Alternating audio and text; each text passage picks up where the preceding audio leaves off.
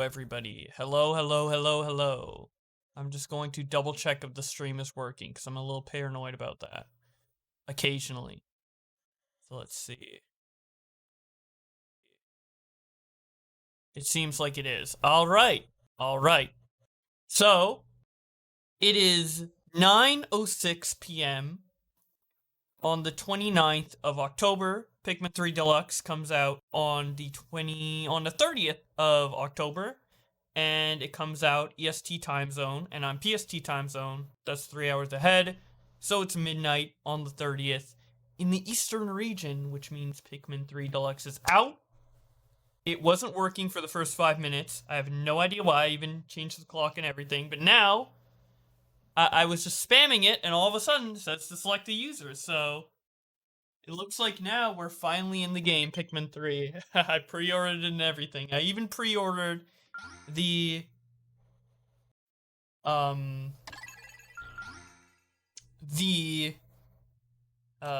physical version.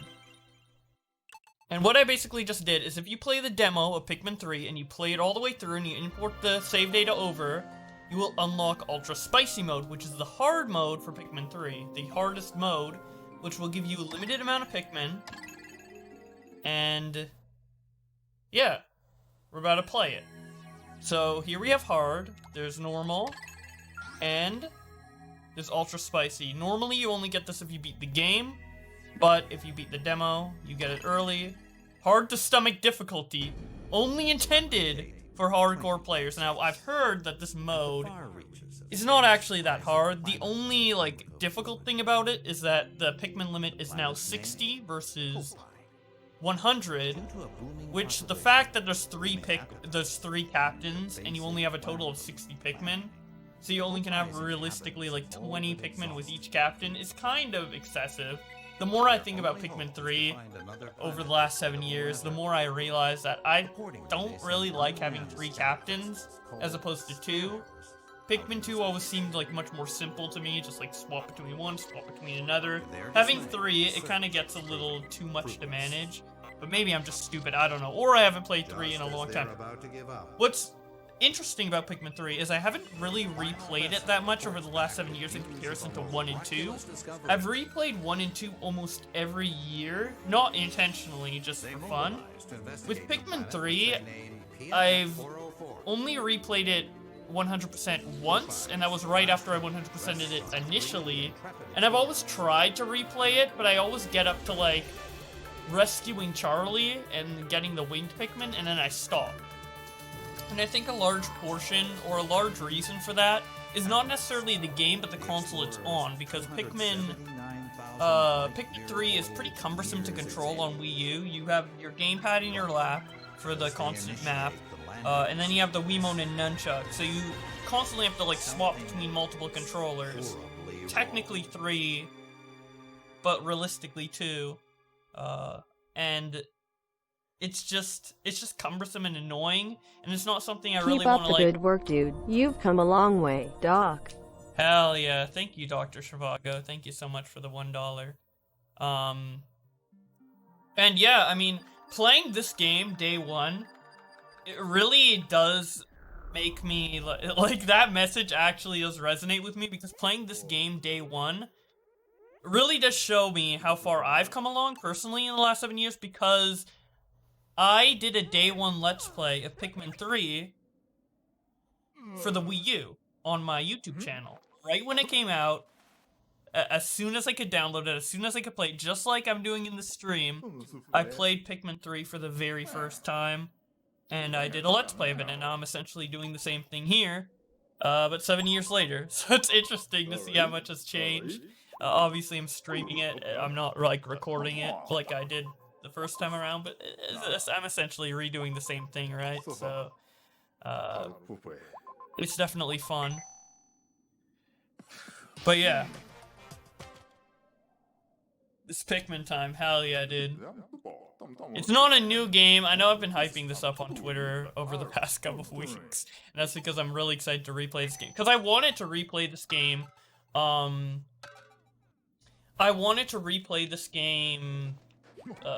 earlier this year But then Pikmin 3 Deluxe got announced, and I'm like, okay, I'll wait to replay it. But then I had to wait a really long time, and I was like, damn it, I just want to play Pikmin 3 now, dude. I was so tempted to just whip out my Wii U console and play it, but it would have been, like, so cumbersome. And I kind of wanted to, for this stream in particular, I wanted to kind of have a more fresh, or, not more fresh, more, like, a less fresh view of the game. So I can kind of, like, re-experience it for the first time in 7 years. Because, as I said, I haven't 100%ed it since 2013. So I'll be 100%ing it again, and essentially I'll be experiencing this game again for the last 7 years. So not only will I be reminiscing on how I've grown in the last 7 years, but by revisiting this game, I can see how my opinion changed of the game in the last 7 years. So there you go. Pikmin's a very important franchise to me, if you couldn't already fucking tell by how much I tweet about it and talk about it, despite not exactly being a Nintendo creator anymore. And it's weird that, like, their animations just stop when I whistle. They're just like, am I gonna get off this? Wait, oh. Wait, am I gonna get off this? No, I'll continue. Wait, am I? Wait, okay, I'll come.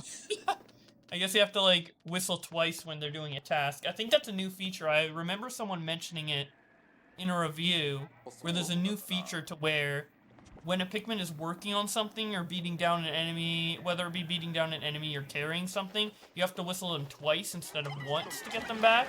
So that way you can whistle idle Pikmin without interrupting the work of nearby working Pikmin, which I think is great. Especially since they increased the whistle range on this version of the game, so working Pikmin can easily get, you know, caught in the crossfire of being whistled. By the way, is the game audio good? Because I can turn it up if it's too low in comparison to my voice. How come the main character dude looks like someone who's been in a weekly strip club goer? Charlie does look like that. I'm going to play 2 right now? Hell yeah. I love this game. I love Pikmin in general. This game actually looks pretty good for 2000. I remember in 2013, I was blown away by the graphics of this game. But now looking at it with the eyes of like 2020, and it doesn't look as great. Which amazes me because, like, whenever you're at, like, the current moment in time, whether it be, I'd say, starting from, like, the GameCube, like, early 2000s, up until now, whatever point in time you are for graphics you're in gaming, you're like, come on. It can't look that much better. It can't look that much better, you know? Maybe graphics will get a little better, but it won't make that much of a difference. And obviously the differences are subtle over time, so you never notice it kind of, like, improving by any noticeable amount. Like, sometimes you see, like, oh, Last of Us versus Last of Us Remastered comparison, and it barely changes, because those games were made 1 year apart. But, once you look back the last 7 years, you're like, wow, games really do look better. But yeah, I do think the graphics aged well. This isn't an ugly game by any stretch of the imagination. I just mean, like, there's better looking games out there, and I remember when this came out, this was the best looking game I saw up until that point, and now I've seen better looking games, so it's just cool. Dude, Death Stranding is probably the best looking game I've played so far. Death Stranding looks amazing. Buy me Switch. Dude, speaking of people begging me to buy stuff, there's this one guy in League. I never respond to him, but he added me on League, and almost every time I log in, he's asking me for RP, and what RP is basically like points in the game that you buy with money. So he's literally asking me to buy him stuff in the game every time I log on. He's like, yo, hey buddy, how you doing? Hey, can I get some RP? Wait, can you buy me this? And I'm like, wait, what? Are you like trying to become my friend just so I buy you shit? Or like, what are you doing, pal? It's kind of funny. It's kind of funny how, like, straight to the point he is with it, too. He's not just like, hello, hi, how's your day? He's just like, yo, I need RP. Give me that shit. It's so fucking funny. I love it. Hey, Deluxe, we're friends, right? Can you buy me a car? Hell yeah, dude. It's so funny to me whenever, like, viewers try to, like, specifically be my friend. They're just like, yo, Deluxe, what are the steps to becoming your friend? What do I need to do to become your friend? Hey, I want to be your friend. I'm like, I don't know, man. It's not. And I kind of get where they're coming from, because I'm, like, autistic, so I kind of get where they're coming from. They're, like, asking for specific instructions on how to make friends, but there's never gonna be specific instructions on, or guidelines on how to make a friend, unfortunately, so. Oh my god, 5k to some point. Dude, I should make that a reward. 20k Tism points on my channel, and I'll officially be your friend, dude. You can call me on Discord, and we'll be friends, dude. It's wholesome, but I don't exactly know how to ever respond to people who say that stuff. Wait, we aren't friends? No, sure we're friends, Shirwaga. I'd consider you a friend.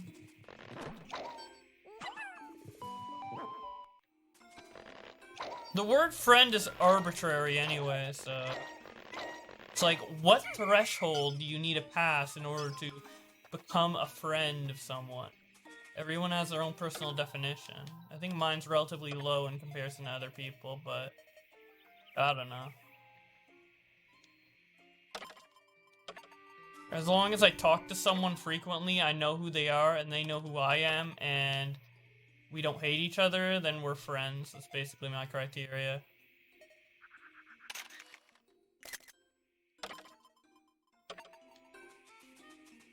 You get an achievement for taking pictures of all those things across the world. They also added achievements for the first time in Pikmin, with the Deluxe version, so...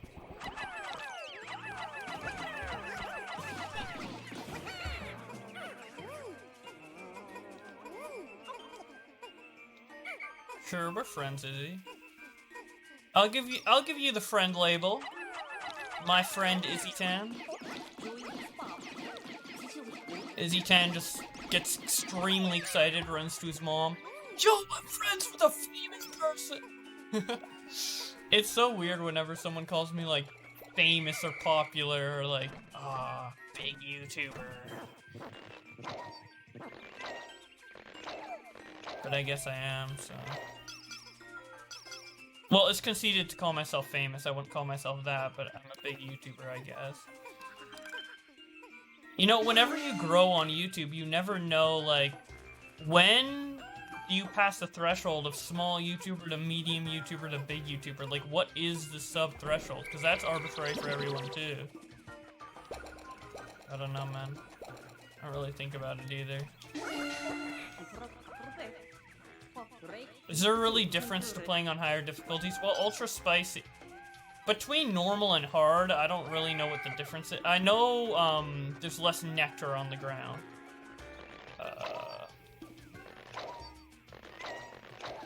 But yeah. Also, I think all my save data moved over from the demo, so I think I already have, like, a bunch of achievements and stuff. I'd have to, like, pause and check. Wait. Is there, like, yeah, badges. Oh, yeah, see? Yeah, I already have achievements from playing on... Okay. So I guess this technically isn't playing the game fresh, dude. I cheated by playing the demo. But, whatever.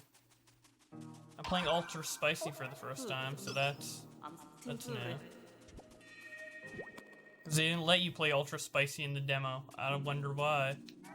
Oh, because people suck.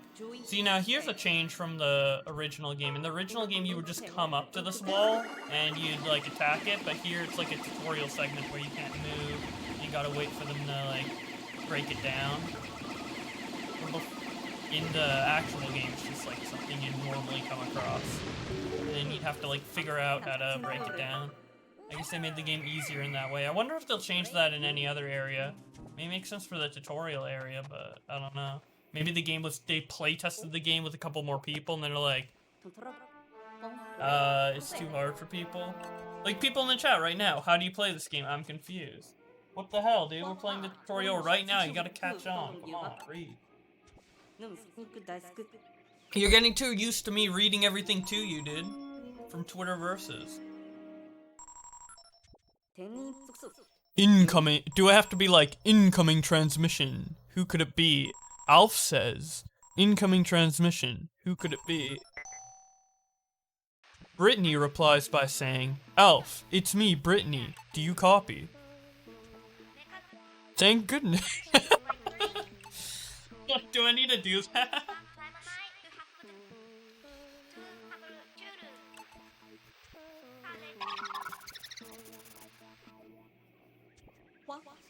Dude, she's starving. Wait, I'm about to slide in. Read this message or I'll cancel you on Twitter. Hashtag Boblax. Dude. Did you guys see the other day, that tweet I posted on Twitter? Where the guy was like, hi. And then like a month later or like a couple weeks later, he just comes out of nowhere and he's like, why did you expose me on Twitter? I have a question mark because I don't even know who he is. And he's like, fuck you, fucking bitch. I hope you die of cancer or something. Dude, that guy, ever since I made that tweet, he got one comment on his video from somebody saying, imagine telling Boblax to kill himself. Because I posted that on Twitter. And then he took a screenshot of that. And he's been tweeting me that screenshot like 24/7, like for days on end. Like I think I have like 30 versions of that, or 30 copies of that image in my Discord. In my Discord DMs because he keeps fucking sending it. And then he keeps calling me and I don't pick up. I do have him muted, but every once in a while I check to see what he said. And then he's just like, he's saying like N-word with an A million times. So I'm like, whoa, dude. He's like really bent out of shape out of that because of that, and it's just so funny. He's like, people are telling me mean things on my channel because of what you tweeted. Are you? It's hilarious.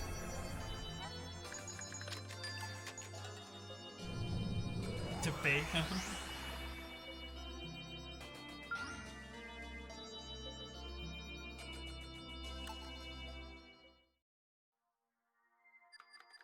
Will there be spoilers? Well, I'm playing through the game, so once I get to a part, there'll be spoilers, but I don't think this game's story is really that great to where it's a big deal if it's spoiled at all. The story's pretty simple. It's just get to a certain point, and then once you get to that point, there's a new issue. When you fix that issue, once you fix that issue, there's another issue, and it just keeps you going through the game. The story is relatively... It's there by necessity, essentially. It's not really like, oh, we created Pikmin to tell a compelling story. So... I don't think it's a big deal, but if you really don't want to get spoiled, well, I'm gonna play through the game, so... You might get spoiled. But but early on, there's not many major story things. The story really only picks up around, like, the end-ish. I'd say there's maybe, like, 1 or 2 moments in the game where it's like, oh, that's cool. Especially if you played previous Pikmin games, but besides that, there's not really much spoilers. Now, added to Pikmin 3 Deluxe is a special side story mode, where it has a epilogue, and I assume that it's called side story, so I assume that has story content. But I won't spoil it because I don't even know what it is. I can't spoil it. And I think I'll unlock that after I beat the main game, so... You only played one? Yeah, there isn't really much story consistency 1 to 3, honestly.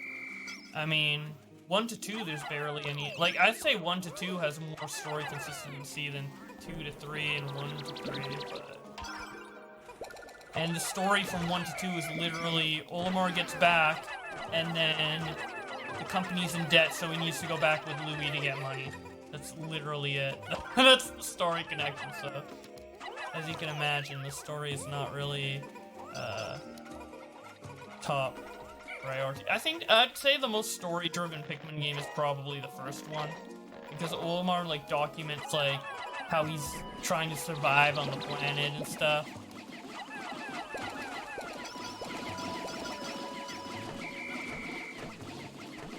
But yeah, I guess you can get a bit of the story if you stop and read the captain's logs. I've never really read the captain's logs, though. Even when I played this game through this game for the first time, I really didn't play or read the captain's log. So maybe there is a bunch of lore that I just don't know about at all, despite being a huge Pikmin fan.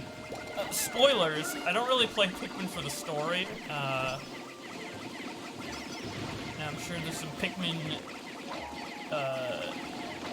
literature enthusiasts who are fuming at me right now, but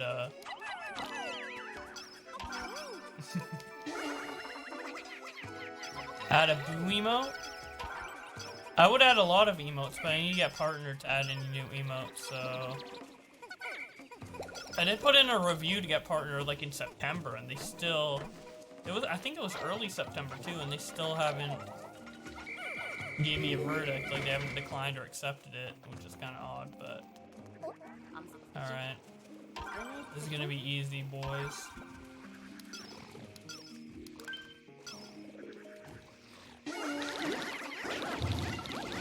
Spank his ass, hell yeah.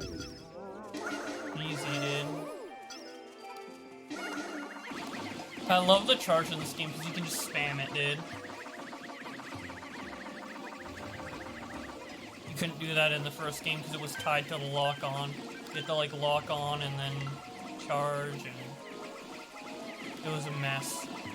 I like how they refined the controls a lot in this game. There's a lot they did to Pikmin 3 Deluxe that they really didn't need to, that I'm very appreciative of. There's all these little changes too, like lines on the walls, these white lines, which weren't in the original game. I think it's to like show the strength of the wall. Because in the original games, they show the strength of the wall by the colors, but then they changed the design of the wall in this game. And they didn't have different colors, and I think the walls were different strengths. So now it's indicated, I guess, by the white stripes. I mean, it doesn't really matter at the end of the day, because it's just, when it's done, it's done. But I guess if you want to, like, multitask, be like, okay, well, this amount of Pikmin will get this wall down, and while I get that, I'll do another thing. I don't know. To me, it's not that big of a deal, but.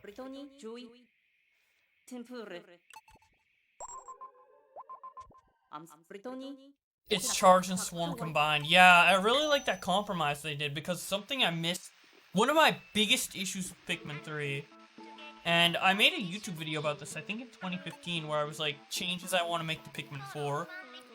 And ironically, I rushed that video out because I thought Pikmin 4 was about to release, like Miyamoto said it would in 2015, and then 5 years later, nothing happened. But in 2015, one of my ideas for Pikmin 4 is I wanted, a lot of it was just changes I want to see from Pikmin 3 to Pikmin 4, and one was bringing back the Swarm, because I thought the Swarm was just a lot more handy to use on the fly, and just a lot better than the charge mechanic in general. And it's kind of back now. I mean, the whole game is programmed around the charge, so you can't really take the charge out, but at least they like made it so the way you trigger the charge is a lot similar to how you did the Swarm in the original Pikmin games, so. Great idea, Rock Pikmin plush. I have a Rock Pikmin plush, actually. I have one. I have one in my house right now. Speaking of Rock Pikmin, we're about to get them. I know originally, people thought that the way you could get Rock Pikmin was to put normal Pikmin into that enemy, and then it would convert it into Rock Pikmin, because in the demo, the very first demo of Pikmin 3 that they showed off at E3 2000, 12, I think it was. The rock Pikmin were only able to be found in that creature, and I think it was called, like, the Medusa... I don't know, it was called something along the lines of, like, converting to stone. Marsupial something, I don't know what the name of the enemy is called. You might actually be able to see it if we can go to the Piclopedia. Wait.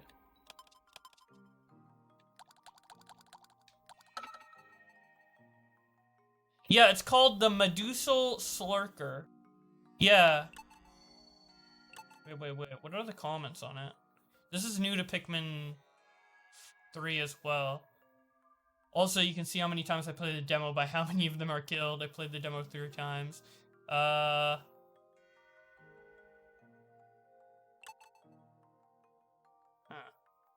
Yeah, I don't think it says anything about that enemy converting Pikmin to rock Pikmin. And they actually don't in the game. But that's how people thought you'd get rock Pikmin initially, because there was no rock Pikmin onion shown in the E3 2012 showcase, and in Pikmin 2, you only got white Pikmin and purple Pikmin, which are the two new Pikmin types in that game, through other means. And by the way, only 60 Pikmin on the field. That is something new only to the Ultra Spicy version. So, normally in every other version of Pikmin, you'll have 100 on the field, but for this hard mode, there is only 60. So, I don't know how much that will really increase the difficulty, if I'm gonna be honest, but we'll see. I think maybe they want to make it 50, but they realized 50 was too hard or something. I don't know. 60 seems like a kind of specific amount. Pikmin U. We all know why they called it Pikmin U. For the Wii U, the console no one bought. And you can see, like, the whole map is designed to kind of be on the Wii U gamepad, but obviously there's no Wii U gamepad now, so... Fruit file. Hell yeah. Rock Pikmin deserve more love. Controversial opinion. I don't know if I hold this opinion anymore, but when this game first came out, I thought rock Pikmin were the stupidest type of Pikmin, dude. Literally, like, a rock? Let's make it a Pikmin, dirt. Like, I don't know. It just seemed kind of dumb. Especially since up until that point, we were so used to Pikmin, being differentiated by colors. Like, oh, there's, purple Pikmin, a white Pikmin, a red Pikmin, and blue Pikmin. But then all of a sudden, there's a winged Pikmin and rock Pikmin. And winged Pikmin, you know, you can kind of let it slide, because flying Pikmin are really cool, and it's an idea I've always had as a kid. Like, I'm pretty sure every Pikmin fan before Pikmin 3 came out had the idea of making a winged Pikmin, or a flying Pikmin of some sort. Like, that is just something that, everybody thought about if they were a big fan of the series. So, that was, like, amazing to see. Rock Pikmin, on the other hand, I just felt like... I was also annoyed that white and purple Pikmin weren't in Pikmin 3, like, in the main story mode, and weren't really utilized that much. And I just felt like rock Pikmin were, like, purple Pikmin replacements, like, with an extra hazard to be, you know, for them to take down, glass/crystal. Like, they pretty much function the same way as purple Pikmin, and you use them in the same way as purple Pikmin as well, just to, like, you know, do more damage to enemies, but... Like, I always thought they were, like, a more balanced version of purple Pikmin, because let's be honest, purple Pikmin were OP in the original game, so... Or in Pikmin 2. Something else they added to, Pikmin 3 Deluxe is these little, like, these little screws, which are, just points where you can lock onto, because now the game heavily relies on the lock-on feature, the new lock-on feature, so... It's like, if you're playing, without the motion controls, your pointer is about, like, this far away from the character at all times, and you literally can't reach the captain unless you lock on, or reach the platform unless you lock on, so... Okay, what button... Okay. They also, like, rearrange the order you get the tutorials in. Like, we just learned the go here command, which is a command that we can... Oh, yeah, here we go. Here's the go here command. Which, by the way, Wait, is this Olimar and Louie? I think it's Olimar and Louie. I thought the captain on the left-hand side was the scrap D character or fourth captain they were going to add, which they showed at E3 2012 and they later scrapped. Which kind of looked like the guy on the left, but I don't remember an orange guy at all. Actually, and originally, Brittany was actually going to have a yellow suit instead of a pink one. So that's something else that was also changed. I know a lot about Pikmin, if you couldn't tell. I'm a little obsessed, you could say. But yeah, they moved the go here, unlocking the go here feature to this part of the map, and normally you would access it a little later in the stage, and I'll tell you when that is. It's coming up shortly, but...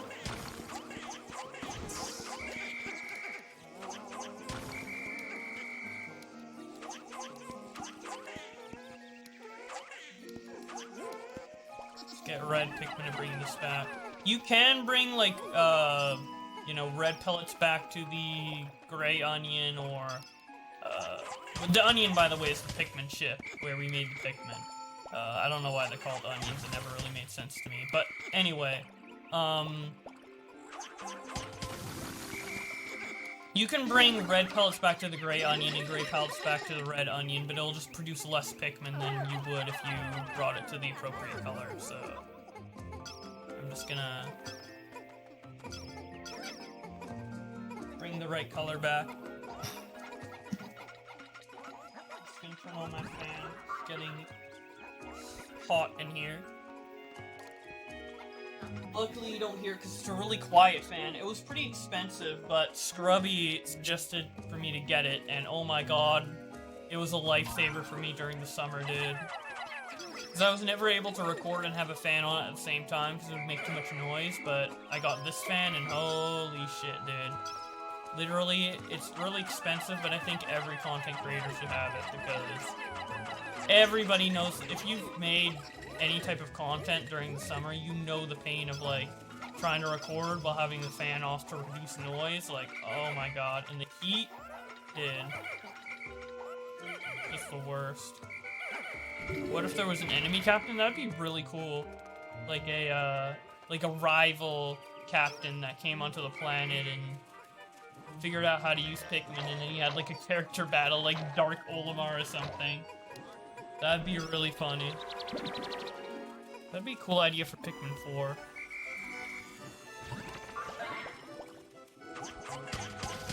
Okay, let me use the go here feature. Show it off for a second. So if we switch to him and then we go to the call pad, we can travel here and then swap back. A little complicated to do it, but hey. Also, you can leave you can leave rock Pikmin alone to break down a wall, but if you keep throwing it by yourself, it'll do more damage. Like, the initial throw always does more damage. A captain throw does more damage than the Pikmin lunging themselves at the wall, so what you want to do, typically to get a glass wall or glass structure breaking down really fast, is to throw the rock Pikmin, whistle them back, throw the rock Pikmin, whistle them back. No, there's no online at all in Pikmin 3, which is sad. Normally, you would get the go feature right here with that, that little file. I don't know why they changed it, but I'm kind of glad they changed it because you get Brittany in the area with the lemon, so it makes sense for the go here feature to also be there. So you just have that right away as soon as you get multiple captains. And it also makes more sense in this version, because in this version, I pause, you can play in co-op, just on the fly, which I think is great. I think co-op is disabled until you unlock Brittany, but yeah. Co-op in Pikmin is so fun. And I've obviously never played it in story mode, but co-op was a feature in mission mode in the original game, and now it's also in story mode, but in mission mode it's really fun, so. Also, there's a mod to make Pikmin 2 have co-op, And I've played that before, and it's really fun. You can play with up to 4 people, it's so cool. But in this, unfortunately, it's only up to 2 people. And, also, unfortunately, there's no online, which I think fucking sucks, especially since it's quarantine time. And I think Nintendo should just make more stuff online in general, because we're paying for online for Nintendo now, so you'd assume they'd implement online onto more games, but nope. It just makes complete sense. Like, there's barely any game companies who have multiplayer that's not online, so why... It's, like, not that hard, just add online to any multiplayer you make. Like, I don't know why it's, like, that big of a deal. Like, set up... I guess it's expensive to set up servers, but Nintendo makes a lot of money already. It's just dumb, in my opinion. Also, online bingo battle would be amazing, because even if you clash with random people, like, okay, playing Pikmin story mode with randoms, okay, that's kind of dumb. I think it'd still be fun. I'd like the option to be there, and I guess that's like the mindset behind not having online multiplayer. It's like, oh, well, the people online you wouldn't know, even though obviously there's friends lists. But for bingo battle, even playing with randoms, it would be so fun. And so, like, what if you could, like, get up your rank, like in Mario Maker? Like, why is there online for Super Mario Maker 2? And you can get ranks and level up and all that, but there's no online for competitive Pikmin bingo battle. It's retarded. It's stupid. And bingo battle's so fun, too. And I would love to just keep playing it over and over and over and over again, but I can't play it with anybody online, and I don't live with anybody, so, and even if I did live with someone, I wouldn't want to subject them to playing bingo battle all the time, and I also wouldn't want to fight the same person all the time. I want a challenge facing different people. It's just so stupid, dude. It's just unacceptable.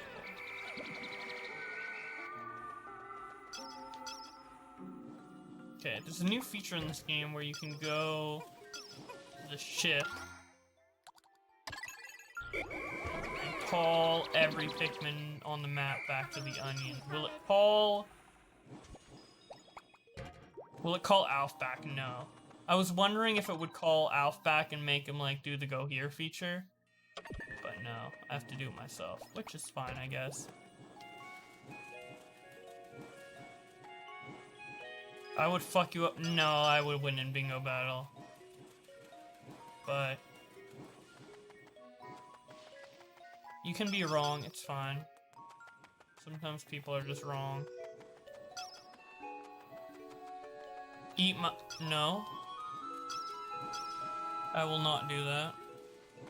What have you been doing all day, Augie? I'm gonna end the Pikmin day early. I need a fresh day to start doing this stuff I want to do. Jerking? Okay.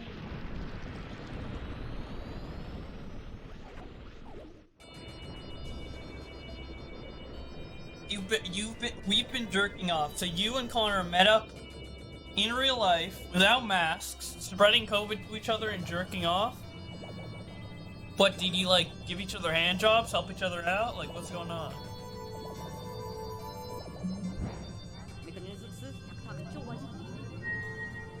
You were wearing a mask while your cock was out?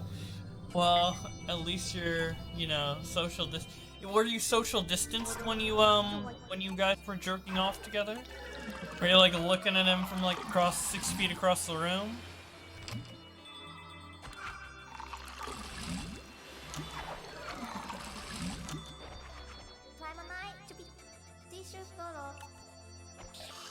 Can ripping ass pass off COVID? Yes, exactly how you described it. Well, I'm glad you had a good time. Hopefully you guys were watching satisfactory material. You can bond over the fact that, it's just like watching a movie with your friend together, right? Except, there's an extra step. And it's fun, I guess. I don't know. No, I wouldn't know anything about that, so. It was such a calm stream, yeah. It was such a normal, chill Pikmin stream, and then Augie came in and he's like, haha, I've been joking off, dude. Alright.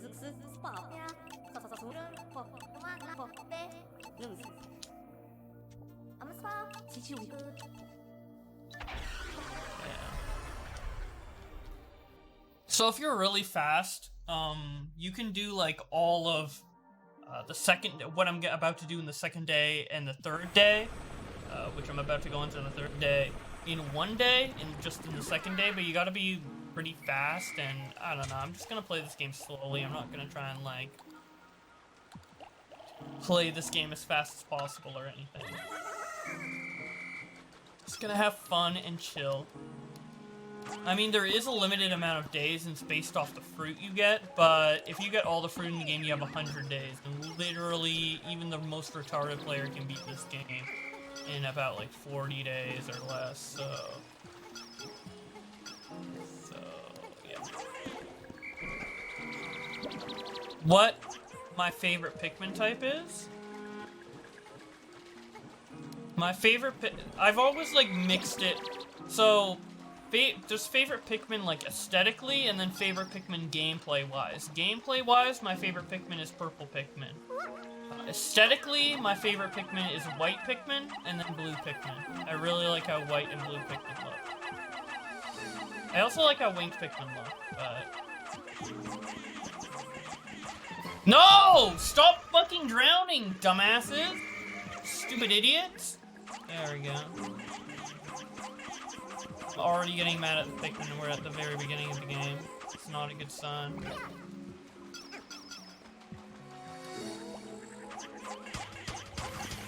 This is why you should oh yeah, I could lock onto the little fucking... little peg here. The little screw. The screw isn't there in the original Pikmin 3, so I just don't think of it. I'm not used to the new controls yet. I guess I'll learn to lock onto stuff, I don't know. You never locked onto anything in the original game, so I just didn't think of it.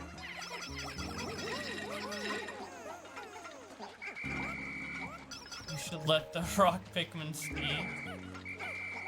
Okay.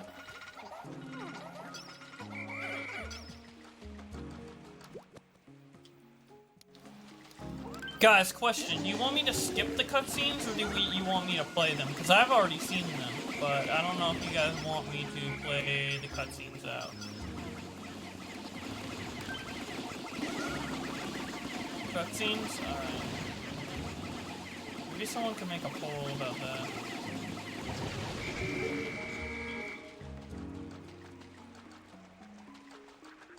Okay, we're about to approach our first boss. And what I was talking about doing everything in day 2 is that, essentially you have to leave this area after you beat the boss. This is normally where the demo stops as well.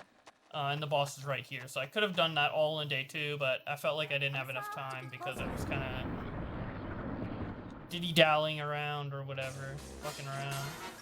Not really playing fast. Okay.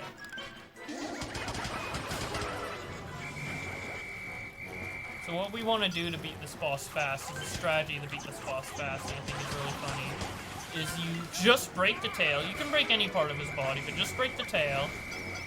And then, once you do that, lock onto his tail, and just let them all latch onto the tail. I think in Ultra Spicy mode, they also they made either they made the Pikmin do more damage, or they gave the enemies more health. Either way, it achieves the same effect. Also, I have 60 Pikmin, and I'm just realizing that I can't kill them as fast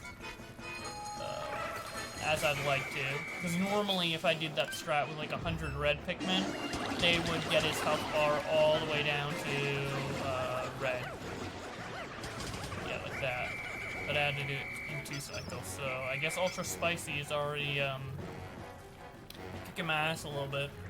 Also, I don't know why they make it normal mode, hard mode, and then ultra spicy mode, because I'm pretty sure hard mode is just as challenging as the original Pikmin 3, which had no difficulty mode. So it should have been called normal mode, easy mode, and then hard mode, but I guess they didn't want to make people feel bad for playing easy mode. But I don't know, I play easy mode. I was playing the demo of Hyrule Warriors, what is it? Hyrule Warriors Age of Calamity, and I played that on easy mode because I just want to hack and slash and not worry about dying. Might be pussy, but I don't care. Some games even have it easier than easy mode. There's like story mode, which is basically like, oh, the combat's fucking piss easy, so you can just enjoy the story. And that's kind of what I'm gonna play Hyrule Warriors Age of Calamity for, the story, because the story so far in that is like really good from what I played from the demo. And I kind of like the Hyrule Warriors gameplay, but I'm kind of bad at it, and I just kind of like mashing buttons and seeing what's up with the story and all the cool environments and worlds and stuff. But yeah, what I was talking about with like the game looking kind of bad, and this game was like the best looking game back in 2013, but how like graphics have aged is like, this is a 2D texture that kind of looks like muddy. I don't know. Like nowadays, a really good looking game is gonna have 3D models even for like the ground, but in Pikmin, the ground is still all 2D texture, which I guess is fine, but...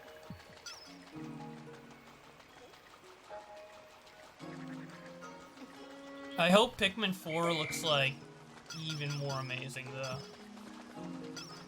And I really do hope they make Pikmin 4. I don't know if Pikmin 4 is in development or they're just like prototyping and they're not gonna like go into full-scale development unless this game sells well. I have no idea. But I hope it's still being worked on. Ultra Spicy makes J's shorter? Hey, maybe that's why I didn't have enough time to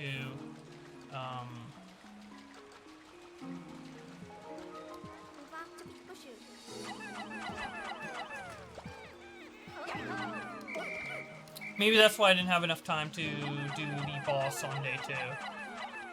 But I was like dilly-dallying around, and I remember that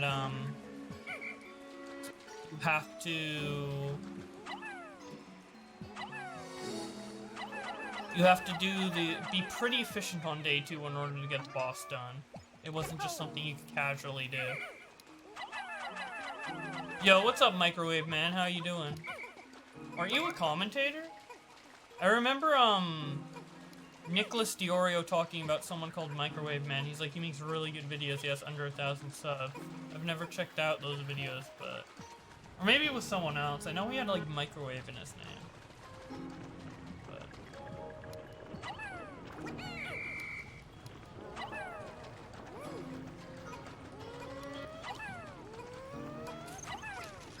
Oh, I thought I killed I guess I killed them in the previous day.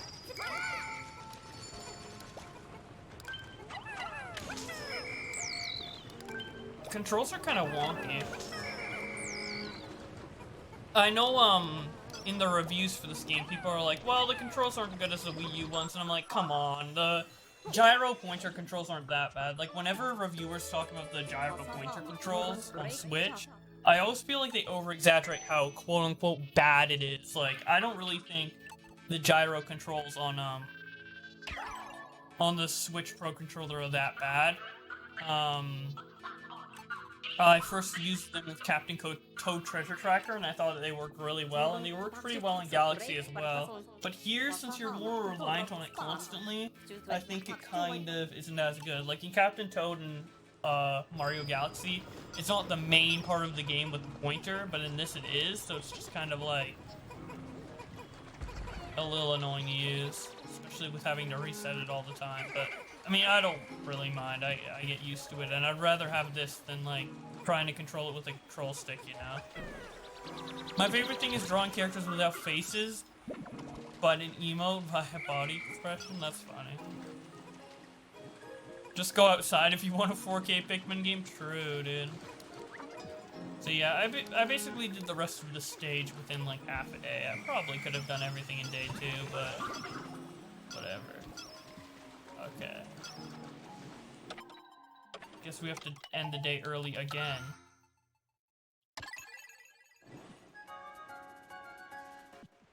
I think that's the last time we'll have to do it, though. I think from here on out, everything's basically kind of just as much time as you possibly can. Like, there's no, like, more dead ends where you have to end the day. I mean, in the next area, you have to get another thing to unlock the final area, but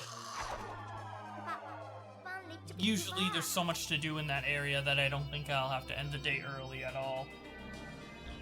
So I think that's the last time I'll have to end the day early.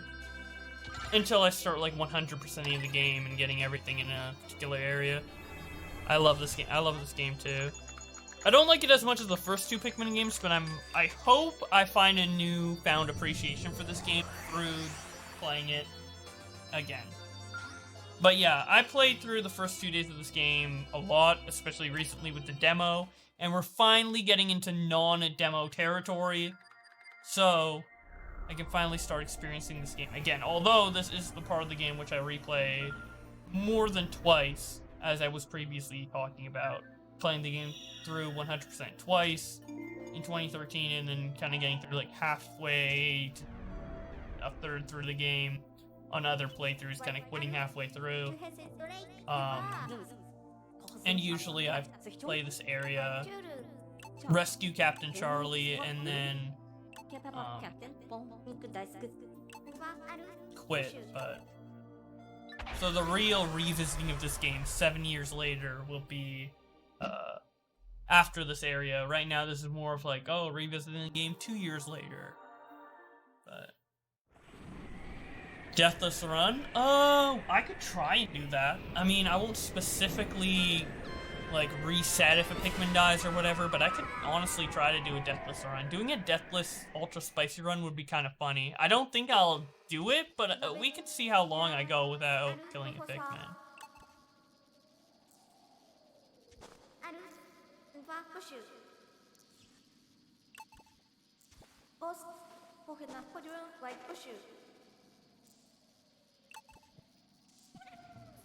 Separated again, but we find yellow Pikmin. Now, one of my biggest problems in Pikmin 3 is that finding all the Pikmin types takes way longer than Pikmin 1 and 2. And by the time you find all the Pikmin types in story mode, you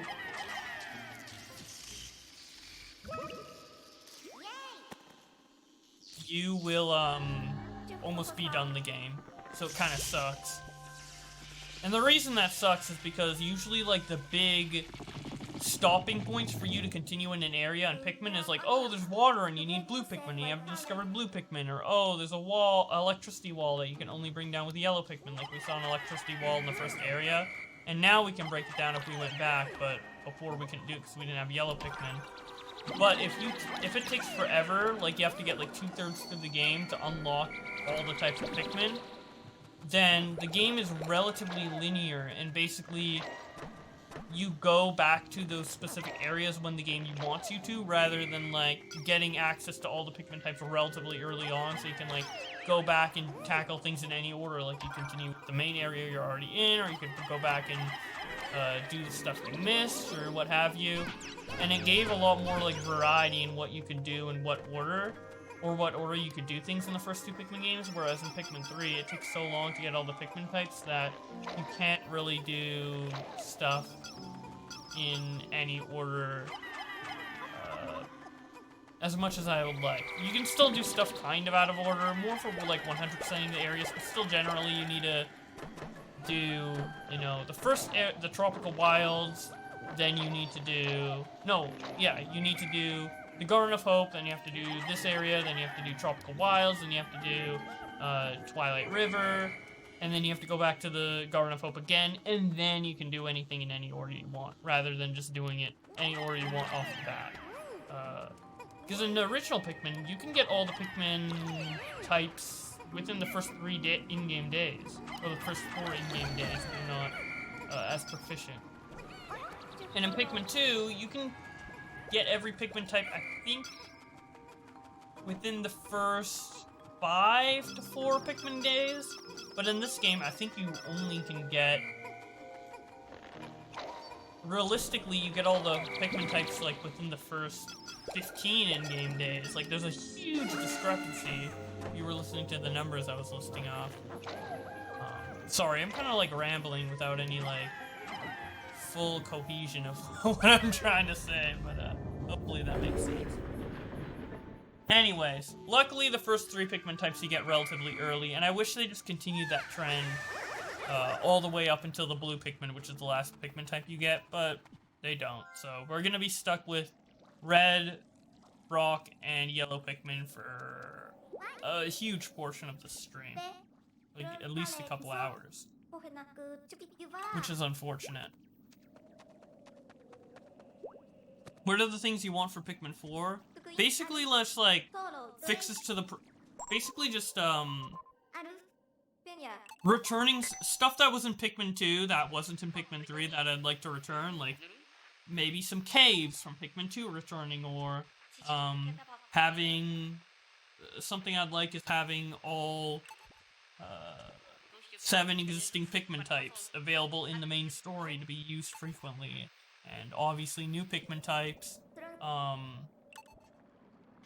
and then I wanted charging or swarming back instead of the charge, although it's kind of pseudo back in the deluxe version.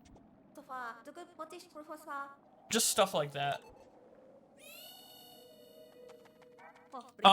Another person who did a great, like, wants in Pikmin 4 video is Arlo. If you guys want to, like, check out his video, a lot of what he said is stuff I also agree with, so...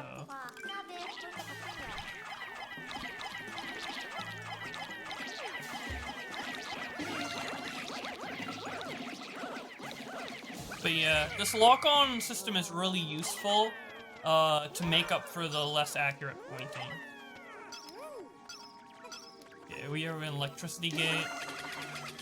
Something I didn't like that they did in this game is they nerfed electricity. So in the original Pikmin, or in Pikmin 2, which is the only other Pikmin game with electricity, if a non-yellow Pikmin got hit by electricity, they'd instantly die. It was a zap. It's dead. And in this game, they changed it to only be a stun. And I thought it was, with all the other hazards, like drowning, fire, whatever, the Pikmin can get caught on fire, for example, and then they'll be lit on fire for a specific amount of time, and if you don't whistle them back within the next, like, 10 seconds or whatever, they'll die. But the whistle brings out the, you know, extinguishes the fire. But with electricity, it was an instant kill, so it was the most dangerous hazard in the game, and I liked having that extra dangerous hazard, but in this, they changed it to a stun, so there's no more insta-kill hazard, which I think really hampers the difficulty of the game overall. So what the hell is this? I don't remember this. What is even in here? Is there like a fruit in here? I don't remember this being here at all. Oh, it's a little pellet. I think it is in the original game, but I just never noticed because it just didn't have the lock on. But now that I can lock onto it, I know that it's here. That's interesting. Is there a way to zoom in? Yeah, another thing that's in Pikmin 1 and 2 that you can't do here is like change the camera angle and zoom in and stuff. The graphics are so wild. Yeah. Does it insta-kill on Ultra Spicy? No, and it should, in my opinion. That'd be like a good difference for the difficulty.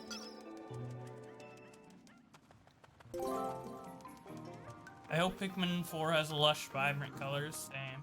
But yeah, this game still looks really good, especially if you think that it was made you bring in the context that it was made 7 years ago.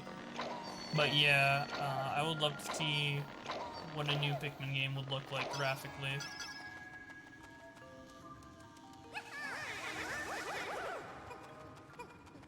The biggest thing I want in Pikmin 4 is for Pikmin to carry you back. You can actually do that in the first 2 Pikmin games.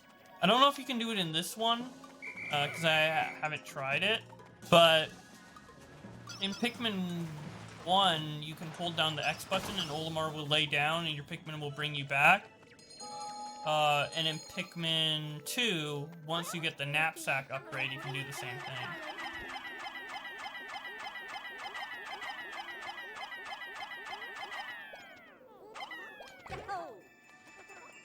Alright.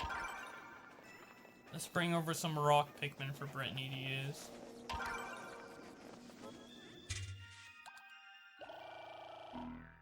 I already have so many Pikmin. I know it's a bit heartless, but every time, like, I see a reviewer or anybody online talk about Pikmin, they're like, oh, I'm so sad when when a Pikmin dies. I want to preserve every single one. But for me, like, as you may have noticed with the onion, we already have way more Pikmin than we need, with the rocks and reds that can even realistically be in the field.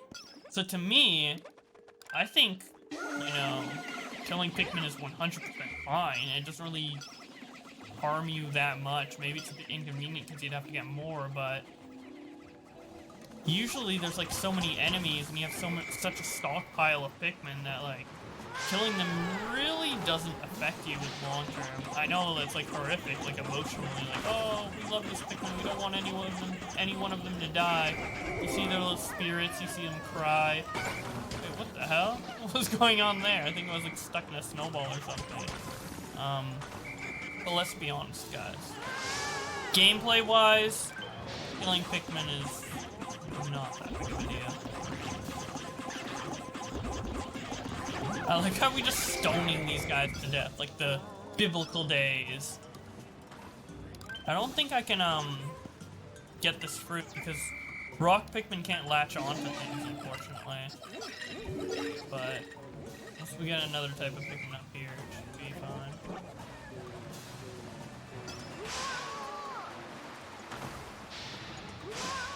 Coal Black's too weak for... Are there secret files in... Wait, that's a good question. Because they reused the cutscenes that the secret files had, that the secret files were used for in the original Pikmin 3. So are the secret files in Deluxe? And if they are, what do they do now? Because they would have to have a new function. Also, rip the Deathless Run, lol. Whatever it did. As I said, I don't give a fuck if they died in.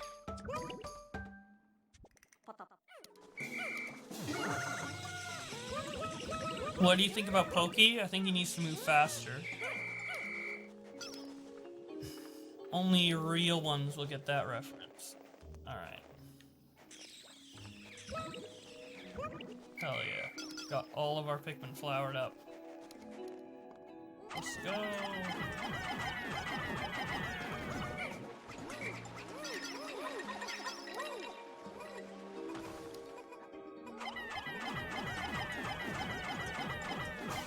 I don't think I've ever had the Pikmin bring back the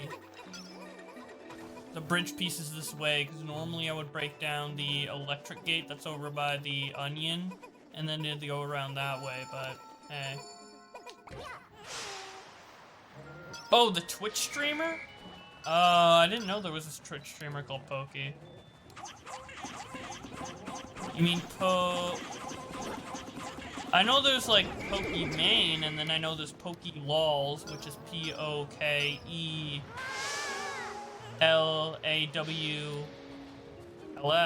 but I don't know about any streamer just called Pokey.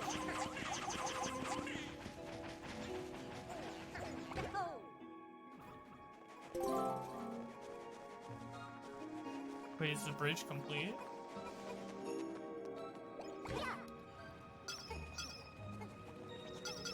Where are the rest of the... Oh, yeah, I know where they are. I'm dumb. I forgot where the last bridge pieces were. See, it has been a while since I played this game. Especially in comparison to the first two games. I love Pikmin 3. Oh, yeah. Pikmin, if they can't bring something across, they'll just stop. Wait. That's why I wasn't bringing corpses across, because I'm like, okay, there's no point. I'll just stop. Something also new to this game is, when you pick up files, you don't have to preview them every time you collect them. Oh, what the flip?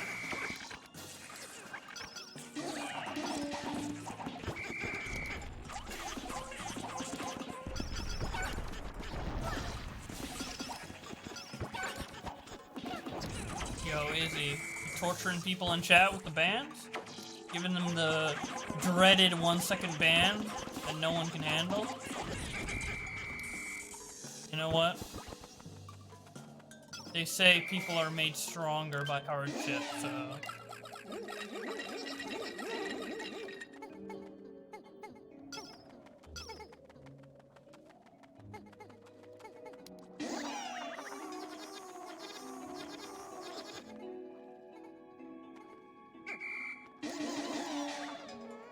There we go.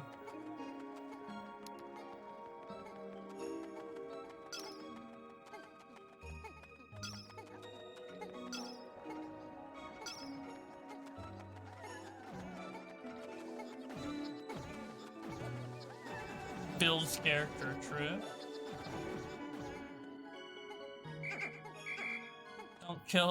Don't kill rock Pikmin. Those don't kill rock Pikmin. Oh, these enemies don't kill rock Pikmin. Oh, okay. I didn't know that. Oh yeah, I guess because they're pokey and you can't really like poke through a rock. That's kind of cool. I thought they were just immune to squishing, but I guess that makes sense. They only like die to people who literally eat the rocks. That'd be like, wouldn't it like break the enemy's teeth if they ate rocks? I don't know who like provides the dental work for these creatures, but wait. Oh, there's even more blue stuff. Okay. Well, since there's only blue pieces left for the bridge, might as well bring all the Pikmin back. Forget how long this bridge segment is. I think in my original playthrough of this game that it's not what I meant to do.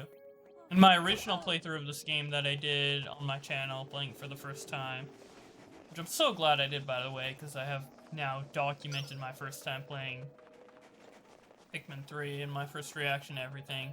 I took like a whole day doing this bridge, or at least a whole video part, because I remember like I named a video like building the bridge or whatever.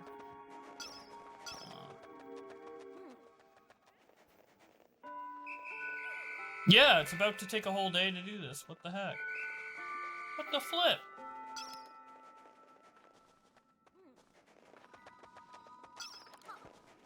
Well, hopefully I'll be able to finish this. There is one Pikmin missing. I don't know where it is. Wait. Let me look on the map. Oh, there it is. It's flashing too. Hell yeah. The game knows I need to save that little man. Eat my dick. No thank you. Not preferable. See, only hardcore players can do that one. Wait, there is a secret file. That one's a secret file up there. So if there's a secret file, that means they're still in the game. What do they do now? Because in the original Pikmin 3, the secret files uncovered a secret video that was a cutscene of Olimar and Louie, but those cutscenes have been repurposed for the side stories. So what do they do now? Oh, wait. Can we sneak past these fire guys? No. No! Aww.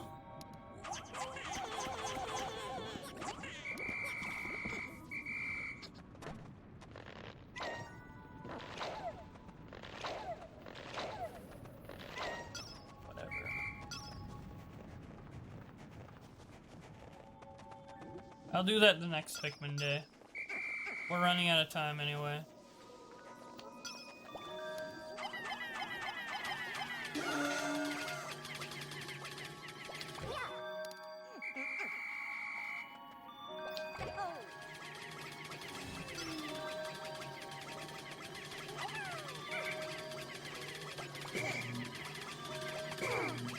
Oh, you can separate by group now. Something cool that I like is that you can charge by group too, so like, you see I only charge the yellow Pikmin, so instead of like throwing them one by one to make sure only yellows go on there, now I can only charge yellow or only charge red, and if you want all of them to charge, you just double tap it. And then like, with working, obviously, I mentioned this earlier, but like, with whistling a working Pikmin, now you whistle twice, because sometimes there's idle Pikmin next to working Pikmin and you whistle back the working Pikmin and you don't want to do that.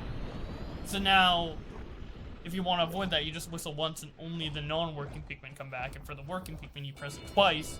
And another thing that I just noticed is that when you dismiss Pikmin, you'll only dismiss the group that you have selected, which is so useful, because if you've been watching me play the other Pikmin games, because I have streamed Pikmin 1 and 2 on here, you notice that, like, I separate the Pikmin colors, and then I have to, like, specifically whistle the Pikmin color I want, but I sometimes accidentally whistle another Pikmin color that I didn't want, so I have to, like, separate them again, and then, like, throw some, and organize it in that, like, manual way, but now everything's automatic with, like, the segmenting of the different Pikmin types, which I think is so useful and so cool.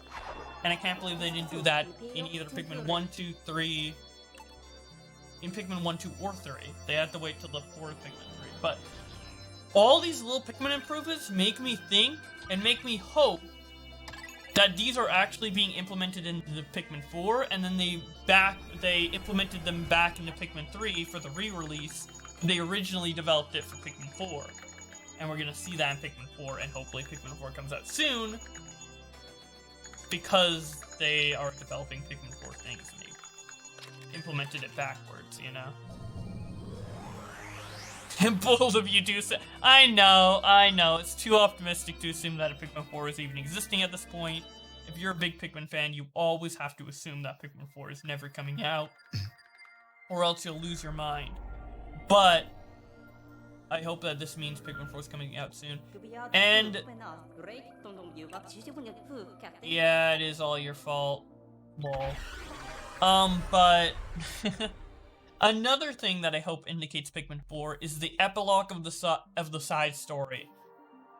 I watched one review of it, and they're not allowed, for the reviews that come out before the game releases, you're not allowed to say what's in the epilogue, but someone said Nintendo isn't allowing us to spoil the epilogue side story, and rightfully so. So that means that it's not just like, yeah, you had to sleep in the cave, whatever. You had to sleep in the other room. But yeah, that means that,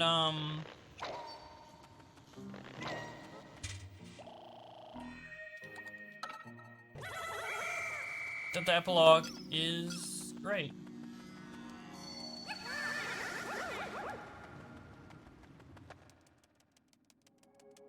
I think, hopefully. Fingers crossed.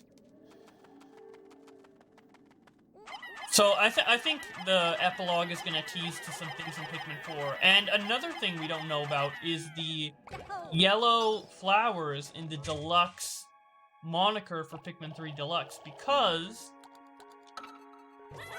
in all the Pikmin games up until Deluxe, there's a reason for the coloration of the logo. So in Pikmin 1, obviously the color of the logo was white for the Pikmin, for the main primary colors of Pikmin and their flower forms. And then Pikmin 2, white and purple Pikmin had purple flowers when they got nectared up. And then Pikmin 3, they had blue flowers, but in the, in actually the beta version of the logo, the first iteration of the logo, it showed that blue flower, but then they later changed it to the flower color of Powered Up Pikmin, from the Ultra Spicy Spray. And now we have this yellow, coloration, and we don't know what it's for. Bet you the yellow flowers are nothing? Yeah, maybe, but maybe it's about something in the side story. Maybe there's a secret new Pikmin type in the side story, and it teases to Pikmin 4. Pikmin 4 is gonna have that yellow coloration on its logo. Super hopeful thinking that there'll be another Pikmin type, I know. But regardless if it's a new Pikmin type or just something else, I think maybe the yellow coloration is in reference to something in the epilogue side story. But maybe not. Maybe it's just nothing. I don't know. Yeah.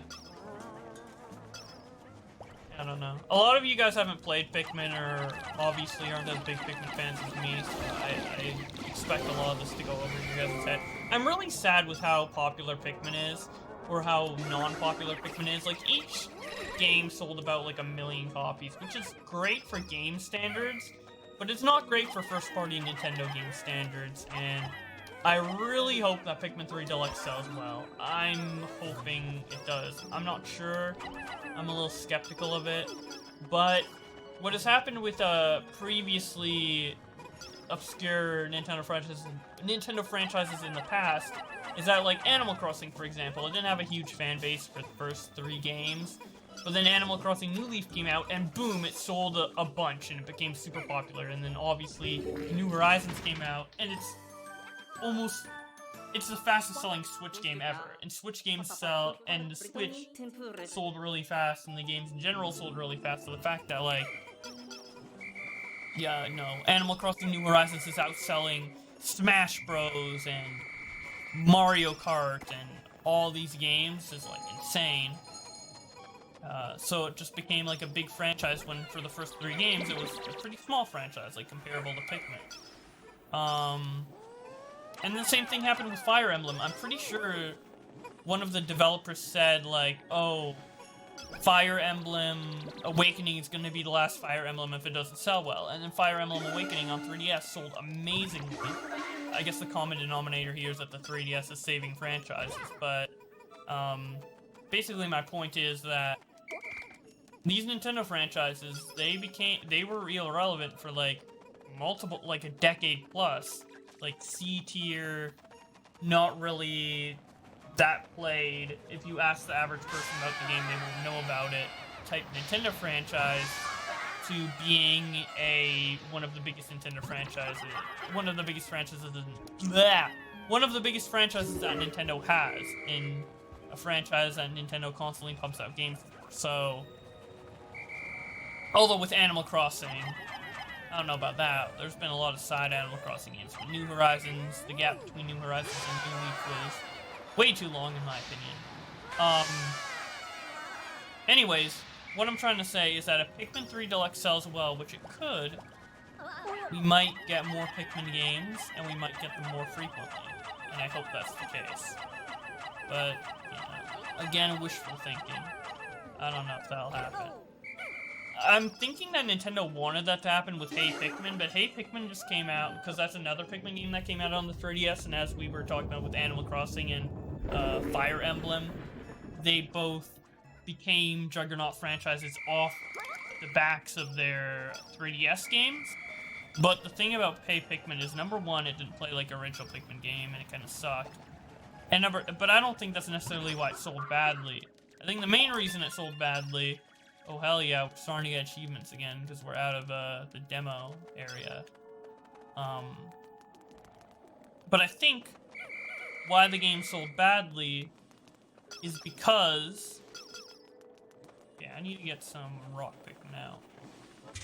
Sorry, I'm having a bit of brain lag, I apologize. There we go.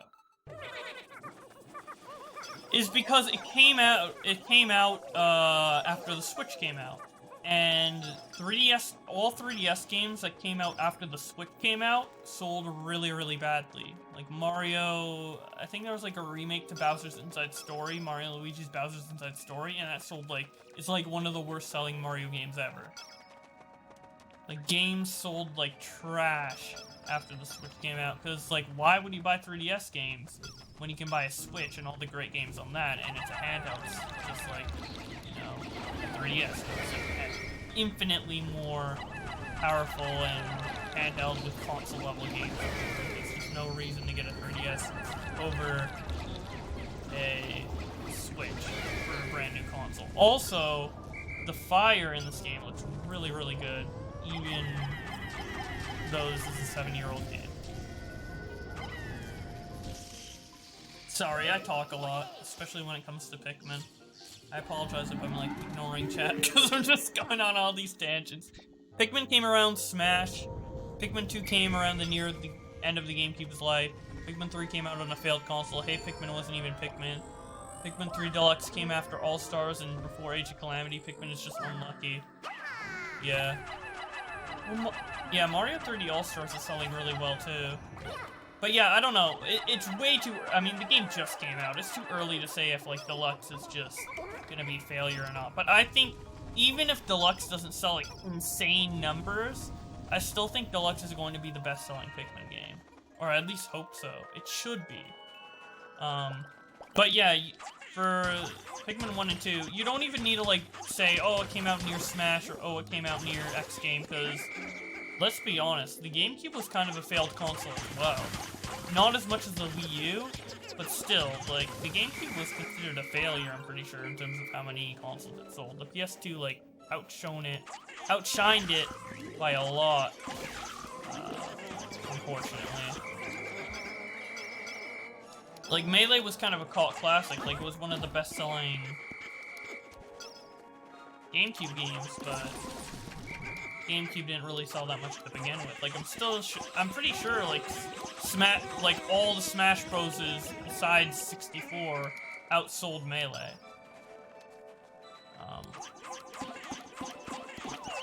Even though Melee is very beloved. And even Sunshine is, like, one of the worst selling,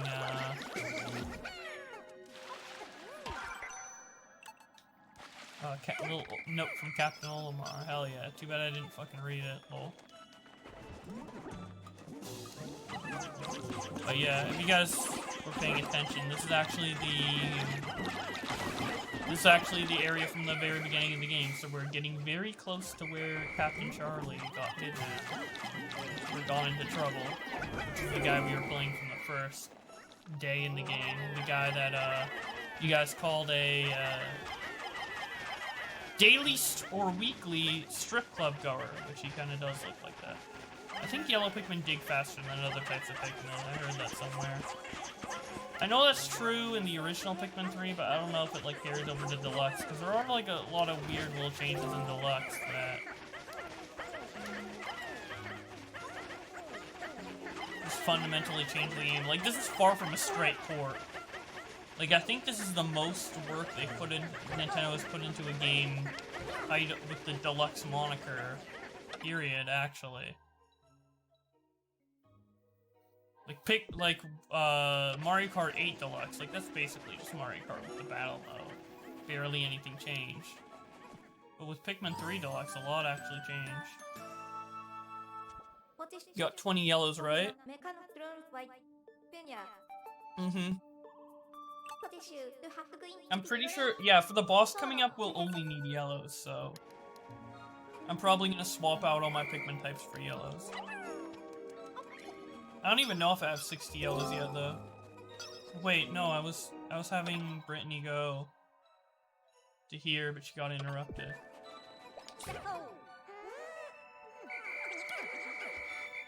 I want to get yellow Pikmin on this.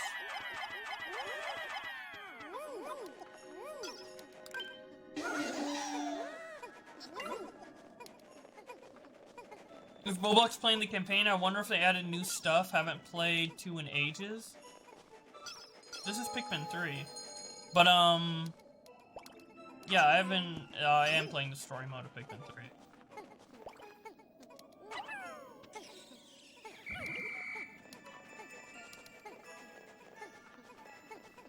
I love the music in this game.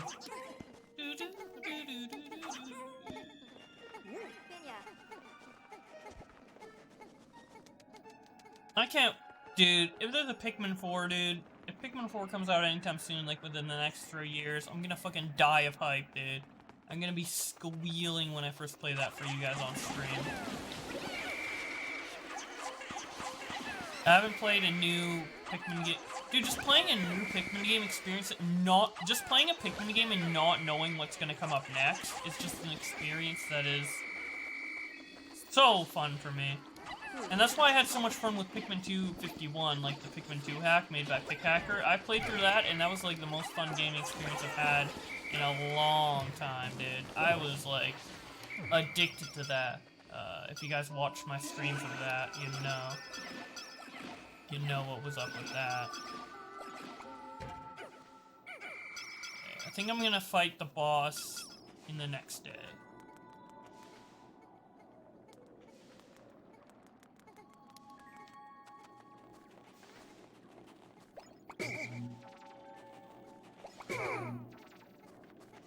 Luckily, the map, like, I think this is new to Pikmin 3 Deluxe, but the map, like, glows flashing when Pikmin are not in the base. I'll buy Pikmin 4 when it comes out, no matter what. Same. Okay, so this is the first of, I think, 3 or 4 upgrades in the game to your captain. And this one makes us electricity resistant, or resistant. Which isn't that big of a deal, because again, electricity just stuns us, but... We got an achievement, which is the more important thing, so hell yeah.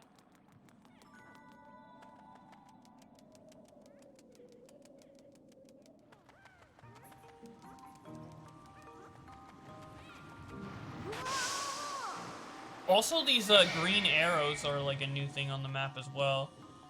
Also, something that someone said in a review of this game, that I never noticed, well, I don't think I would have noticed up until this point, is that in the original Pikmin 3, all the areas are completely dark until you discover them, but in this one, you can see all the areas. Now, obviously, this area we haven't explored is grayed out, and we can't, like, go there, but it actually shows the layout of it, like, before we get there, which is kind of cool.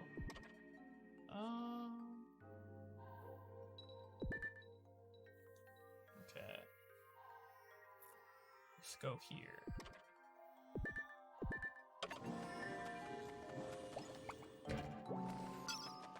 Where are my Pikmin at? Where are my people at? Oh, they're trying to bring back the grapes. Alright. Wait. Oh, so that's why they're over there. They're actually carrying shit back. They're not AFK, except for this one Pikmin. Let's actually swap to Brittany. Stop. And we're going to the ship, even though it's not that far away, and have Alf go and pick up that stray Pikmin. Use the Drake whistle. Yeah, I was thinking of using... Actually, yeah, I can use that. Wait. Oh no, but there's 10 seconds. The Pikmin won't get back there in time. Let's save it.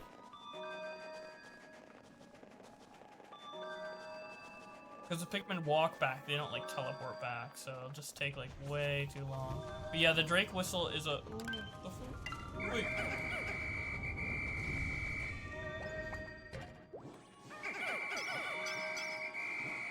Yeah, 0. Let's go.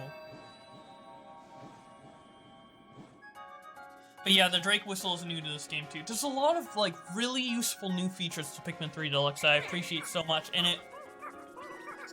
I'm honestly, like, happily surprised that they added so much, like, quality of life stuff to Pikmin 3. I really didn't think they'd do that. I thought they were just gonna adapt the controls to work on the Switch and just do the bare minimum. But no, they, like, did so many, like, quality of life changes. And I think it's great. I love it. And again, it makes me think that they introduced these quality of life changes because they're introducing it in Pikmin 4. Which... Because, like, why would they do it otherwise, right? Like, yes, they could have just done it because they want to make this game as good as possible, but honestly, like, it's Nintendo. Like, are they really gonna go out of their way to just, like, make the game more convenient and better without, you know, first designing the convenience for the sequel? I don't know. Pikmin 4, good joke, yeah. Maybe they did, maybe they didn't. I don't know. I really think that's the case, though. And I will follow you on Twitter. Thank you so much for getting those to... Wait! Is this your Twitter account? This isn't your Twitter account. 3 million followers and verified? I followed it, but that's...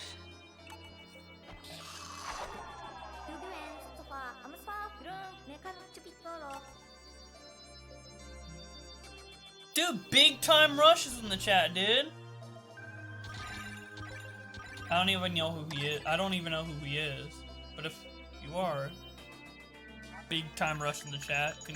Good job on getting your following. That's crazy. Although I doubt it. Make a furry porn Twitter account. I think I'll pass on that one, dude.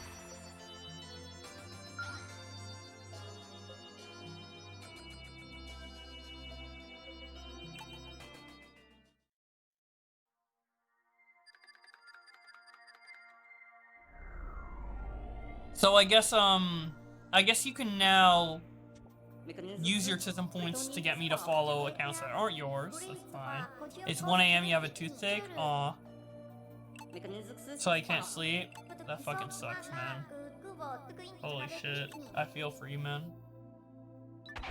Alright, let's go.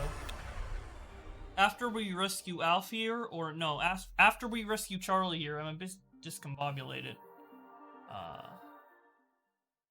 We will be around at the point in the game where I usually stop playing Pikmin 3. Because what I usually do is I play like one session of Pikmin 3 on stream. I'm like, I'm gonna replay the whole series. And then I play through Pikmin 1 and Pikmin 2, and I'm like, hell yeah, let's go to Pikmin 3. And then I start playing it, and I do one stream on it, and then I'm like, I'm done. I don't finish. I'm not gonna go straight to Charlie though, because I want to like increase my yellow Pikmin population now that we have it combined into the main onion. That's another thing that I really like that they added to Pikmin 3 is that everything's in one onion. And by the way, we didn't know if everything was in one onion, but there was footage of the ultimate onion, like the onion mixed with all the colors, in footage for Pikmin 3 in 2012, I think it was, and I was the first person on YouTube to come out and make a video being like, hey, maybe there is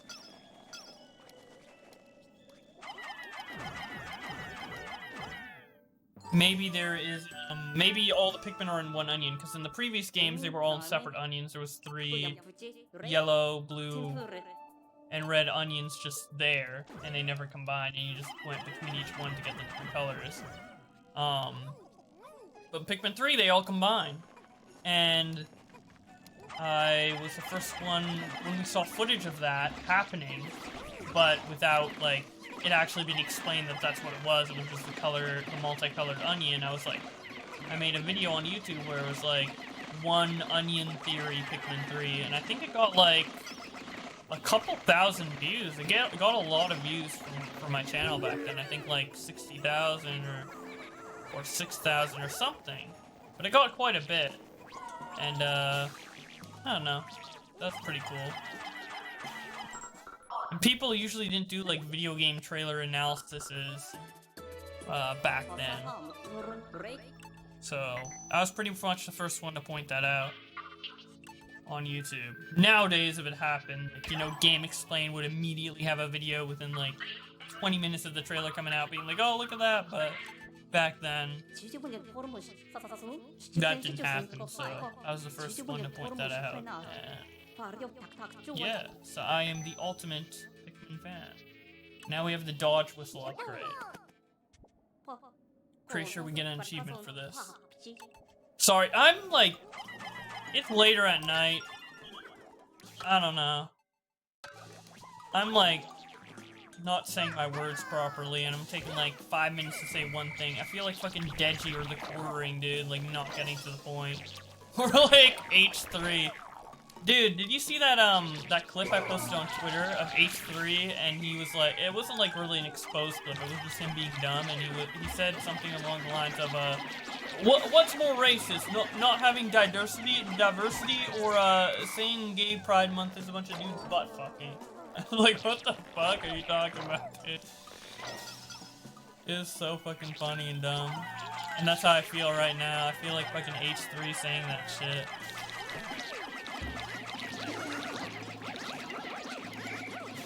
Mixing up my words and all that.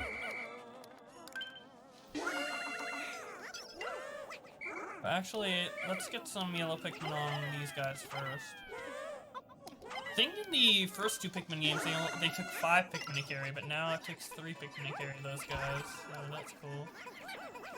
You can also start getting Ultra Spicy Spray by attacking this plant right here.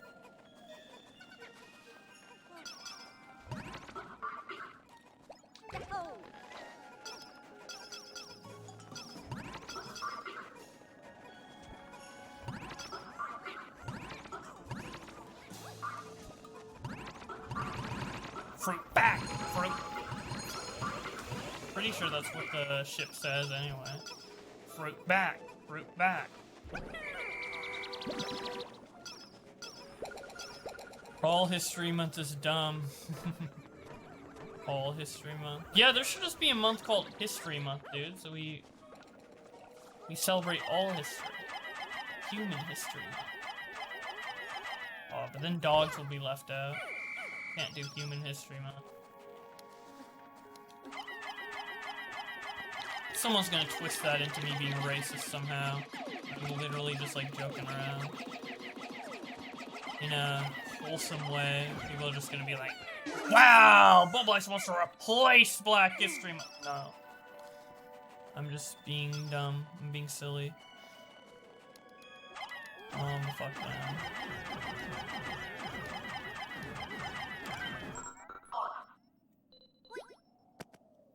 What even was that?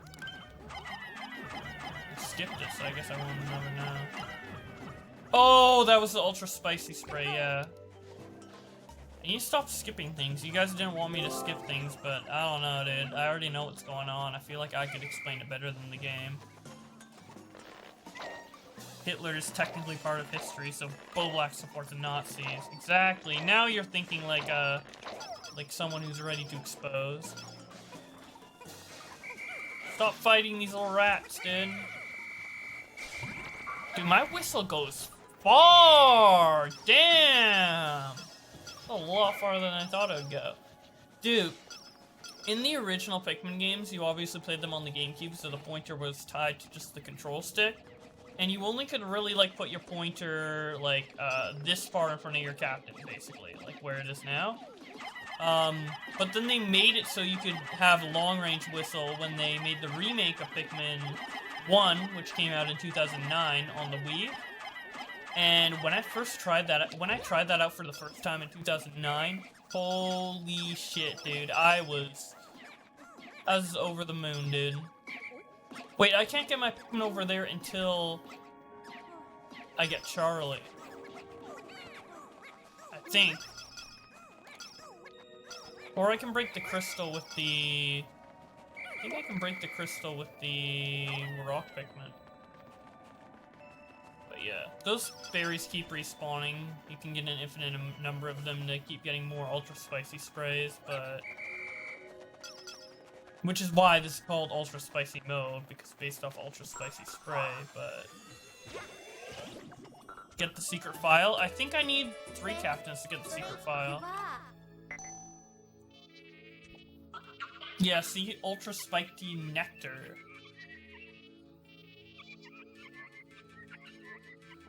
It looks so cool, dude. Like a little blob. Like a little blob of jello.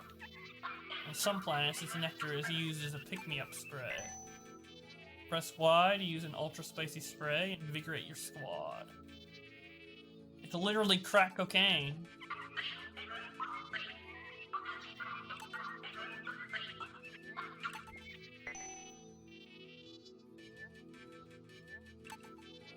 Hell yeah. In Pikmin 2, it always looked like the captains, ate the spray themselves, sucked it up themselves, but in that little, thing... Wait, am I able to get, like, the Pikmin to...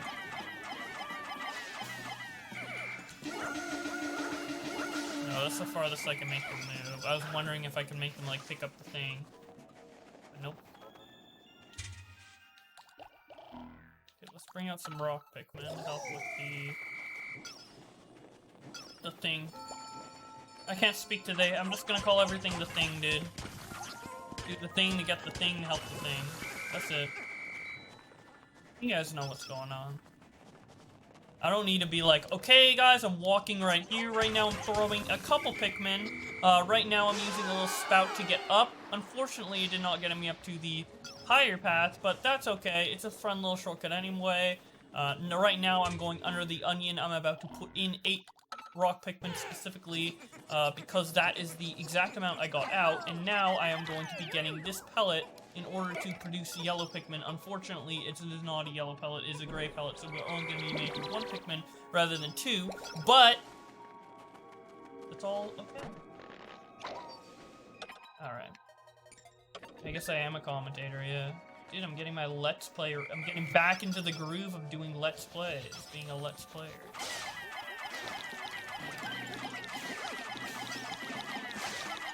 You get Nick in here so he can explain. Dude, I feel like there's something I was thinking about earlier, is I feel like Nick talks at people rather than with people a lot of the time. Like, he just announces things, and it doesn't even matter what someone replies. Like, sometimes he has, like, a like, it doesn't matter what someone replies, he's always gonna say the same thing, because he's going on a monologue. And it's just monologue after monologue, and it doesn't matter what you say, the monologue's gonna be the same every time.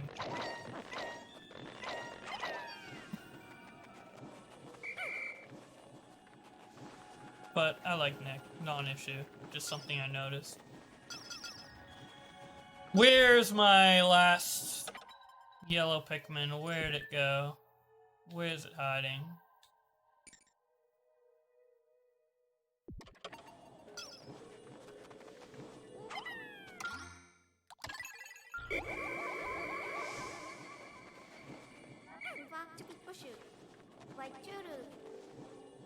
Oh, there he is. Stupid ass rock Pikmin.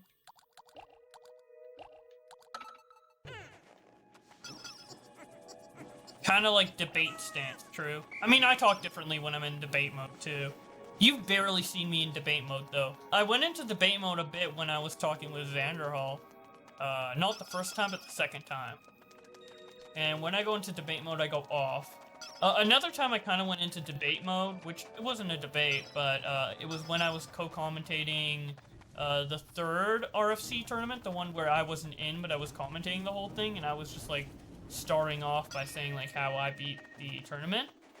That's when I went into, like, I'm super on the ball, I'm like, and then you do I talk like a million miles per hour, but I barely ever get into that mode, because I'm usually just chilling.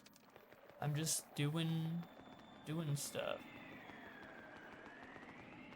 But yeah.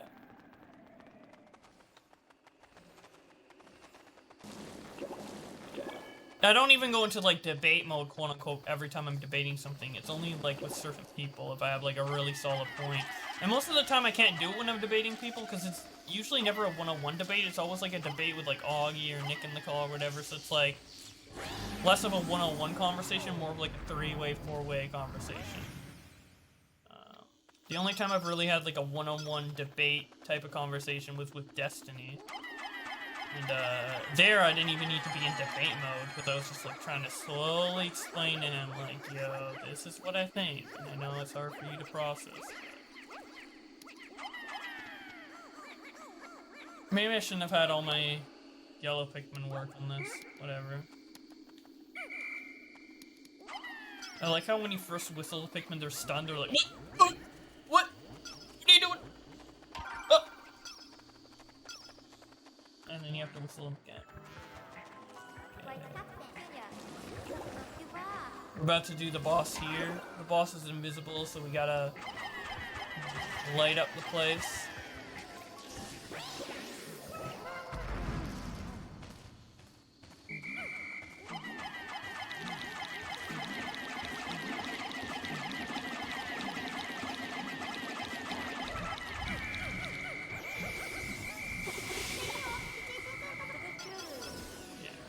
And the moth,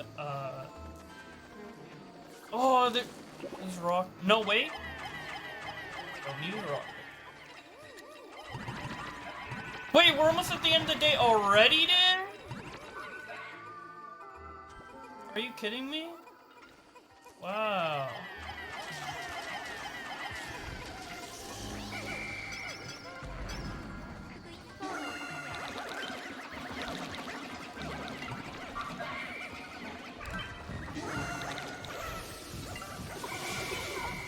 But yeah, this enemy emits poison. It's the only enemy in the game that emits poison. And it's the only poison in the game, and typically white Pikmin are immune to poison, but you can't even get white Pikmin in the story mode, which this enemy only exists in. So you can never have white... We don't even know if white Pikmin is immune to that type of poison. It probably isn't even programmed to be immune to that type of poison, because white Pikmin never go here. What I wonder is, like, if you hack white Pikmin into the game, into this part of the game, would it be immune to poison? Okay, it doesn't seem like I'm doing any damage to him when he's flying, like, at all. Alright, well... It's almost sunset. It looks like we're gonna have to call it quits.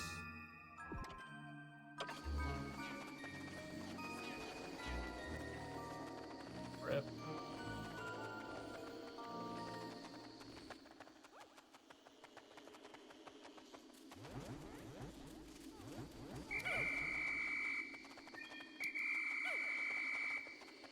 Where's that last fucker? Oh, he's on the way back. Well, maybe I can do something before the sunset, but I just want to make sure all of the Pikmin are with me so I can use every last possible second. Wait, where is... Oh, it went down because he was in a transition. So, like, if the Pikmin are in a transition, it just registers them as not on the field. So they're just saved, they're in transition. Which is helpful, because if they're stuck in a transition right when the game ends, the day ends, that'd suck. Alright.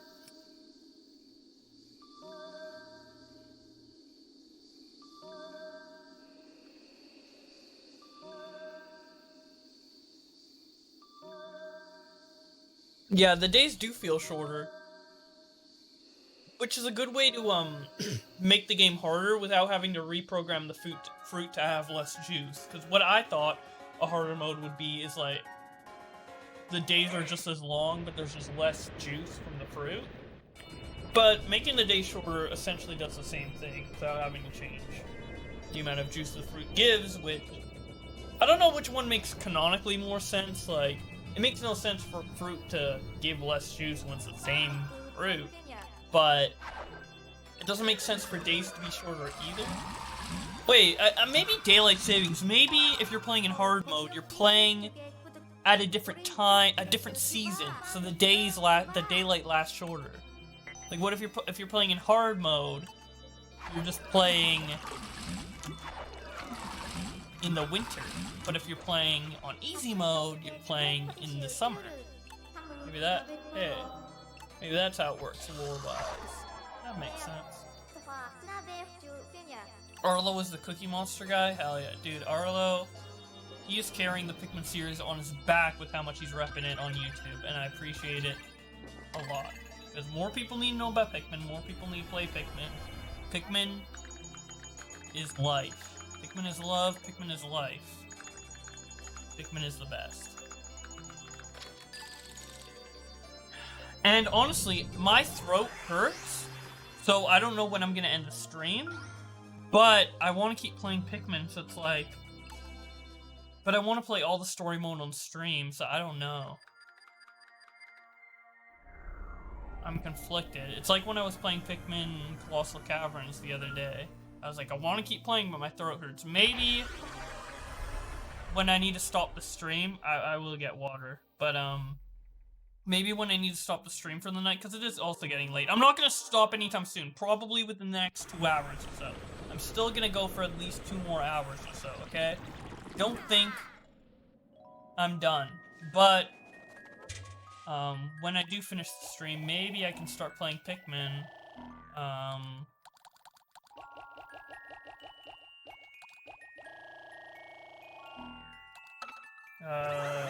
Keep playing Pikmin 3 off stream, but with the mission mode, because...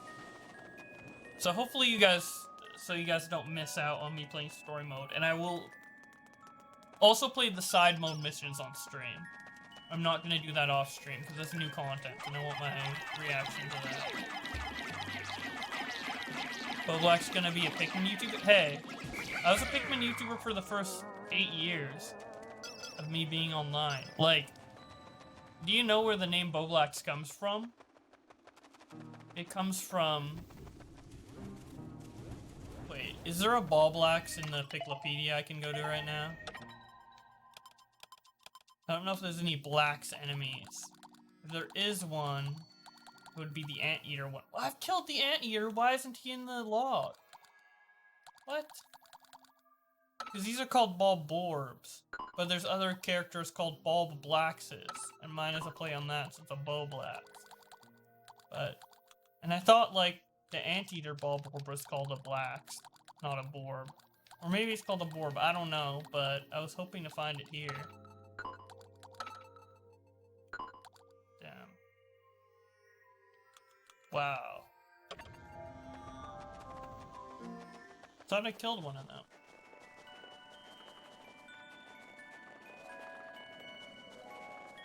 Black, nah. They're called Bulblaxes. There's Fiery Bulblax. There's Emperor Bulblax. And I know both of those characters aren't in this game. Well, actually, Fiery might be in this game. I know Emperor isn't in this game. So in the first 2 games, though.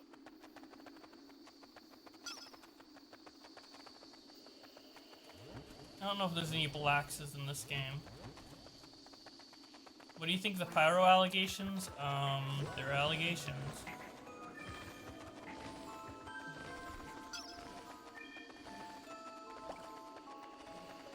I don't think they're necessarily fake or they're real. It's just that there's no way of telling even which way. And I would like to wait for his statement.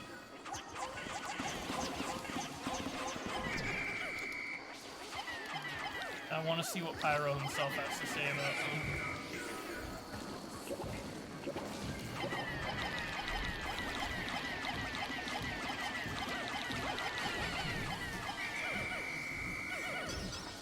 But I hate these stupid, like, Twitter allegation stories. Not to say that the allegations are stupid if it is true, but it's just like, if it is fake, it's been done so many times, and it's like, really, guys? Like, it's already happened with Slazo and a bunch of other creators many times. Like, they're really gonna do it again.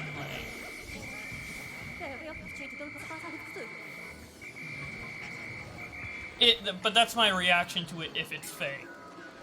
I don't know if it's fake or not, so that's not my, like, official reaction. But, like, if it does turn out being fake, that's what I'm gonna be like. You know.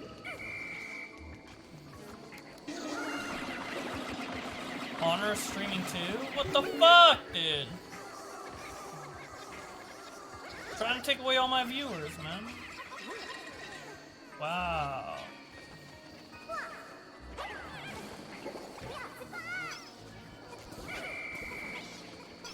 Stay over here, come on. Connor sucks. Is Connor streaming with Augie? Good.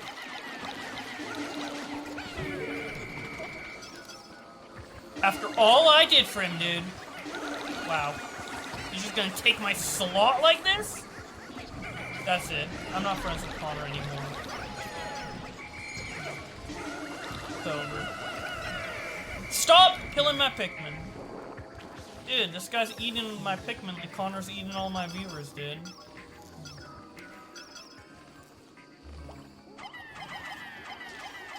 Just kidding.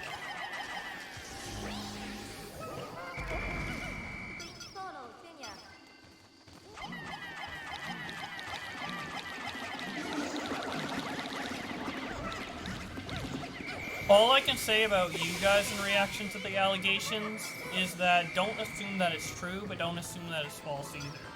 Just have this like, okay, well...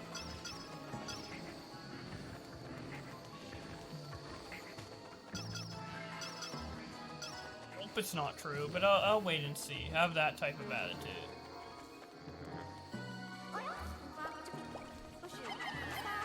And people like... some people think like, oh, once an allegation comes out, you have to either be for it or against it. No, you can have like this in between. I mean, you gotta, I guess, make up your mind. But you gotta wait for like more info. Like that's a proper response, like a fine response. It's not like a cop out. It's like, hey, we have one side of the story. Let's hear the other side. And if Pyro comes out and says something that's like sus or like whatever, he seems like guilty or innocent, then you can judge it based off that. But I think it's not fair to judge such serious allegations based on only one side of the story. You should have at least both sides before you make a judgment. I just think it's irresponsible to make a judgment before having at least both sides. So until Pyro says something about it, I'm not going to have a definitive opinion on it. And even when he does say something, depending on what it is, I might not even have a definitive opinion then. But I don't think anyone should have a definitive opinion on this unless they know something. They're like the actual people accusing and they know that it happened for sure. You know, they experienced it or what have you. Or if you're not one of the people involved, you gotta wait for both.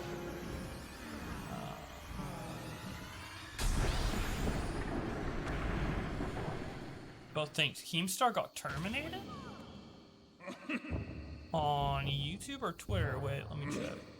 I think you guys are pulling my leg, but...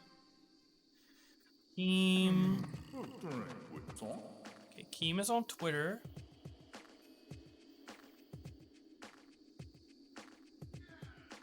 Well, he's been tweeting recently, he's talking about being terminated, so... Yeah, his channel's there. You guys are trolls.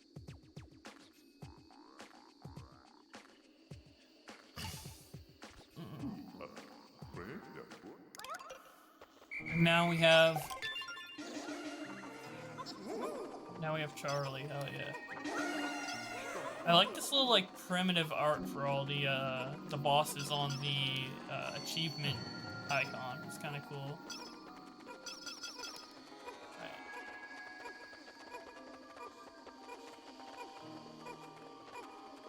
Right. Actually, I think I want yellow Pikmin to have this.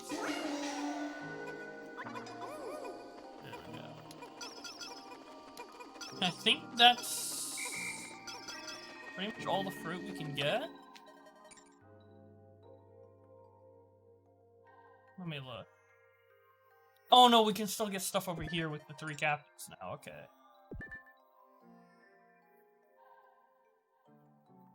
Oh yeah, and there's a fruit over here too. Okay, we can still do stuff. Probably just enough time to do all this before the end of the day. Do you keep up with Smash Drama? No. Probably should, though.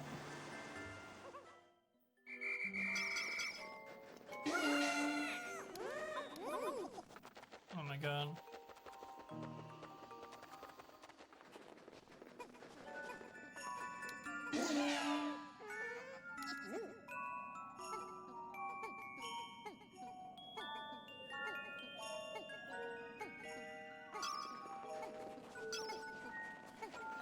Okay, let's try and get the secret, secret thingamajig.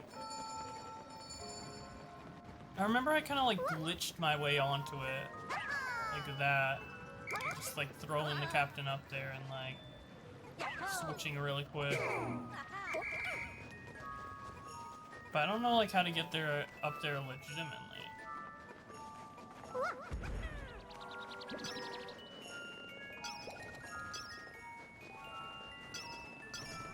You gotta, like, throw it from over here? I think that, yeah, I mean, that makes sense. Yeah, there we go. I don't know why I did it that weird way before. Okay, what is that file? That used to be a secret file, so what is it now?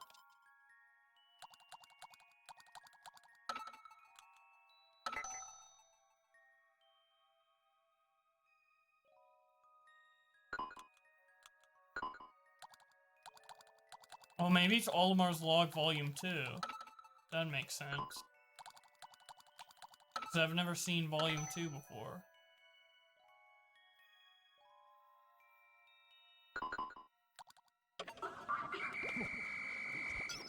Okay. So it's just new flavor tests for Olimar. I'm glad they didn't, like, remove it completely, but that's kind of disappointing. That was an old data file? Wait, then what's the one I just got? Any new vids coming out? No, I mean, there's nothing really to talk about. Actually, I do have one video in mind, but I'm gonna keep it a surprise. But as for, like, anything, like, expected, like, based off, like, big drama going on now, It's just been nothing really been going on, so. But I do have a couple things in mind. Okay,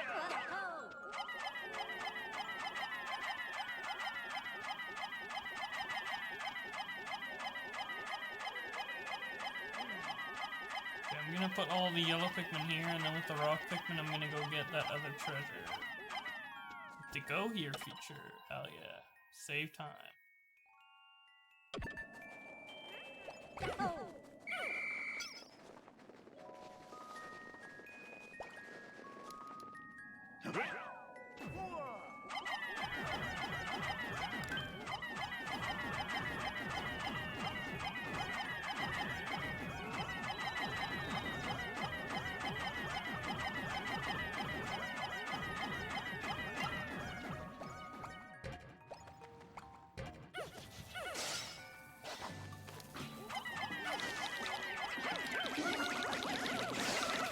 Yeah, get fucked.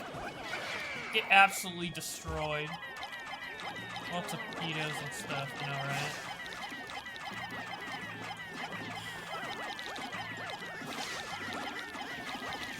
Paw Brothers are weird. I was watching D'Angelo Wallace's video on the Paw Brothers, and every time I hear about them, they're just so weird. I can't believe people like that exist, man. Not saying, like, what they do is good or bad. Well, let's be honest, a lot of it is bad. But I like a lot of, like, Logan Paul's recent stuff.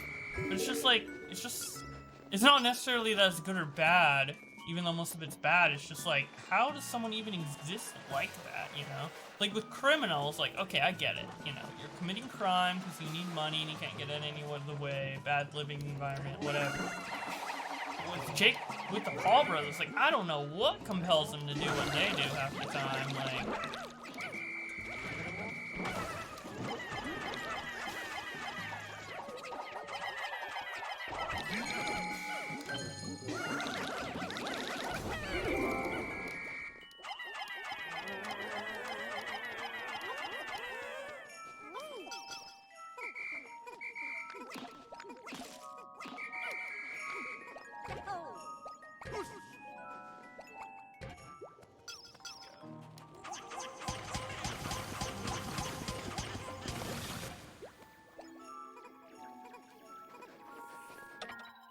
Get Charlie back to the base.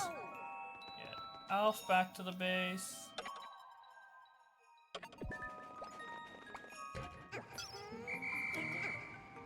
We have just enough Pikmin. 1, 2, 3, 4, 5. I didn't actually know how much this took to carry, so I'm glad I got lucky.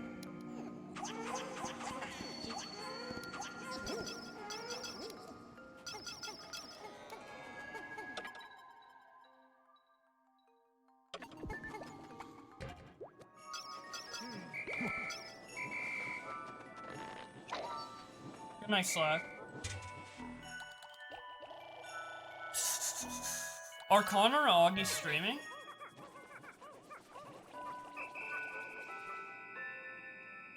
Cause I'm kinda down to talk with them in Discord if they're streaming. Or even if they're not streaming. I just wanna know, like, if they're not busy. So I wanna, like, interrupt them to be like, hey, I'm gonna talk, but not about anything in particular. Connor is? Dang. Well, he's probably doing his own thing, so...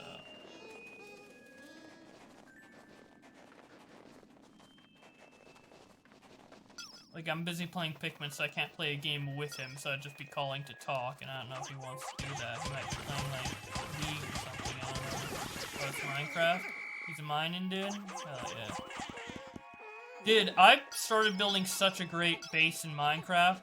You guys saw from, if you guys watched the last stream, you know. Dude, I am actually excited to finish building that base. That base was real good. I should have played some Minecraft today, actually, while I was waiting for this game to come out. Because I did have to wait till 9 for this game to come out.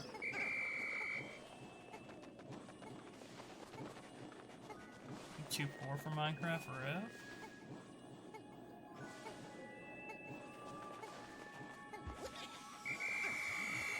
Alright, I think that's all the fruit that I can possibly get with the amount of Pikmin I have. With the type of Pikmin I have, so... See, that's what I'm talking about with, like, Pikmin types. If I got all the Pikmin types now, I could finish this area so much quicker, but... I don't know, this area is, like, essentially half finished. You can do quite a bit with all the 3 Pikmin types, but... Yep.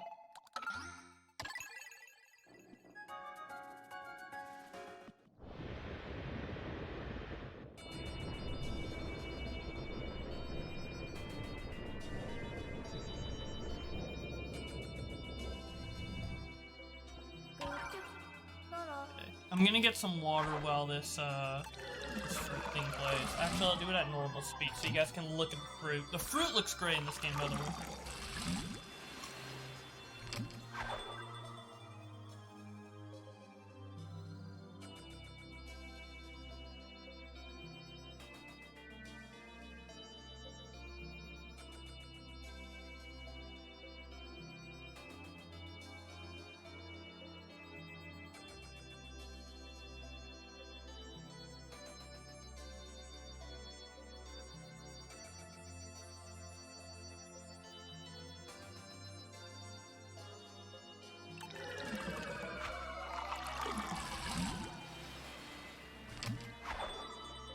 A for every fucking fruit.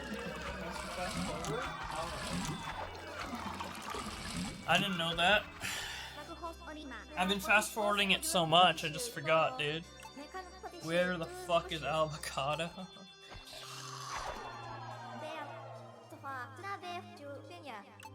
Bit of a juice buffer? A lot of a juice buffer.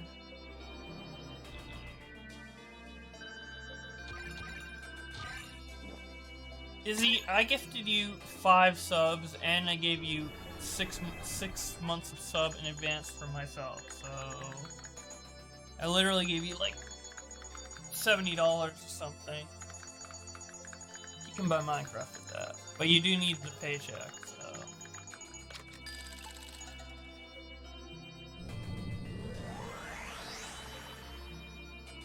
Kiwi. Hell yeah. Olimar's assignment is now unlocked side stories? Wait. I thought the first side story was just unlocked by default. Did I actually have to... Oh, I think it was unlocked. I think it was locked on the on the title screen. Huh.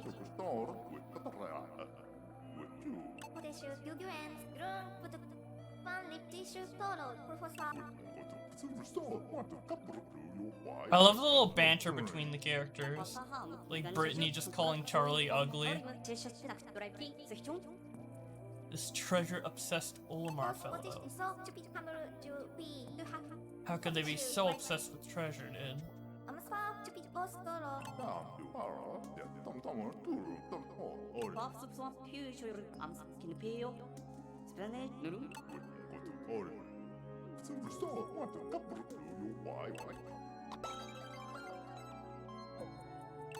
Can access it any time, even while playing story mode? Really? I thought I'd have to go to the main menu. Oh, so as soon as we discover that Olimar was doing stuff, we can go to Olimar and see what he was up to. That actually works a lot more seamlessly than I thought it would. Let's actually do that. So this is new to Pikmin 3 Deluxe. I've never played it. Day 1, Flower Garden. Collect the fruits and nuggets. Just because a treasure is buried or hard to spot doesn't mean I won't expect you to grab those too. The president. The president is telling us to get fucking money and shit.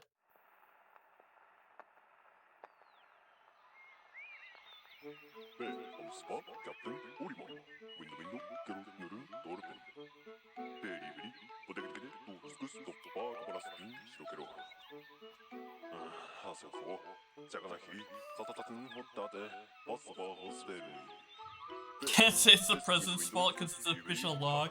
Dude, the first game he crash lands here, he has to escape. The second game he has to go back because and get foreign objects because the company's in debt. You literally make...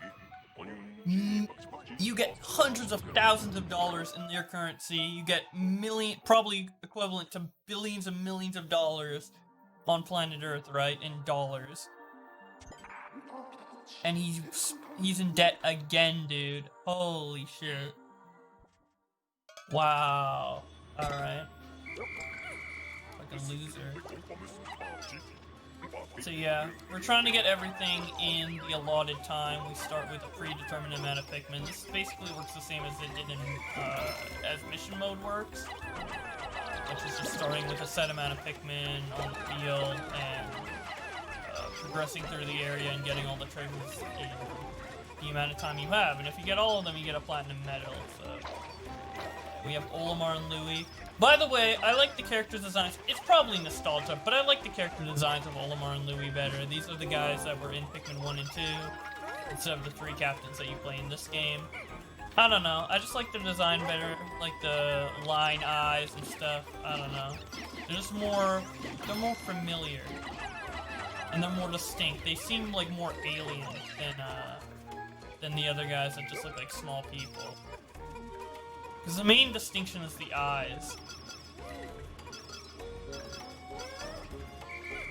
Hey, did I say the eyes make them look more alien? Someone's gonna turn that into me being racist against Asians. God damn it. Ooh, you Asian eyes fucking alien you? That's what someone's gonna be like. God damn. Thanks for the sub, no problem. I like supporting small creators. But I'd support you regardless if you're small or not, because you support me, so I feel like I should return the favor. And I just wanted to, so.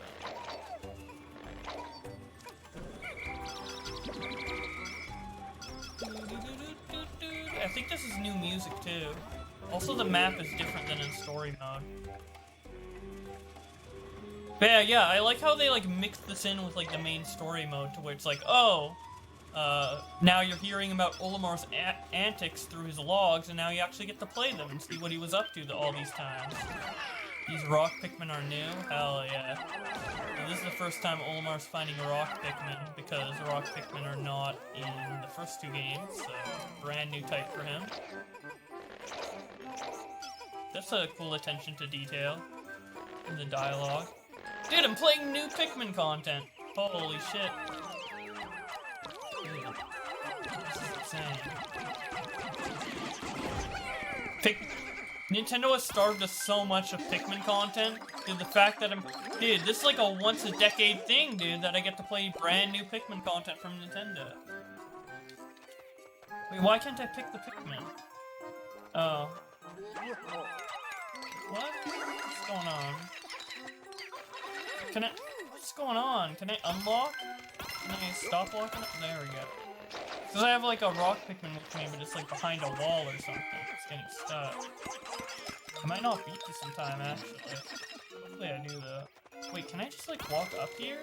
This looks like a ramp I can walk up. Yeah, I'm doing this rather slowly. I need to like utilize my second captain, because there is a time limit here. Really playing this like slow fucking...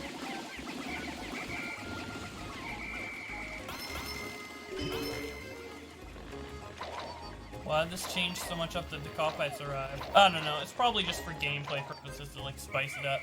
But technically, we're actually traveling back in the past, because Olimar and Louie were here first, and now the Copites are coming here after, and they're like picking up Olimar's notes that he left behind, so...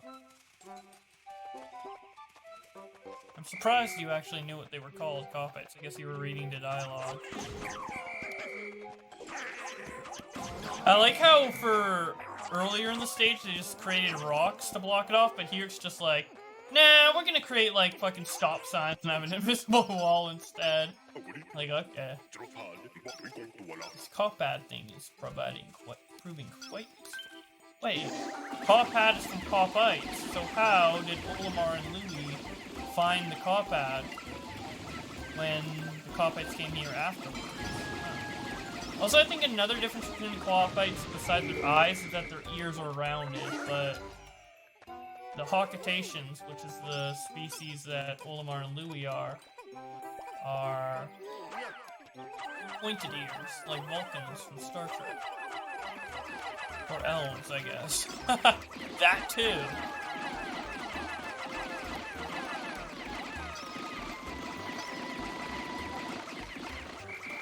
Oh, my Pikmin get squished.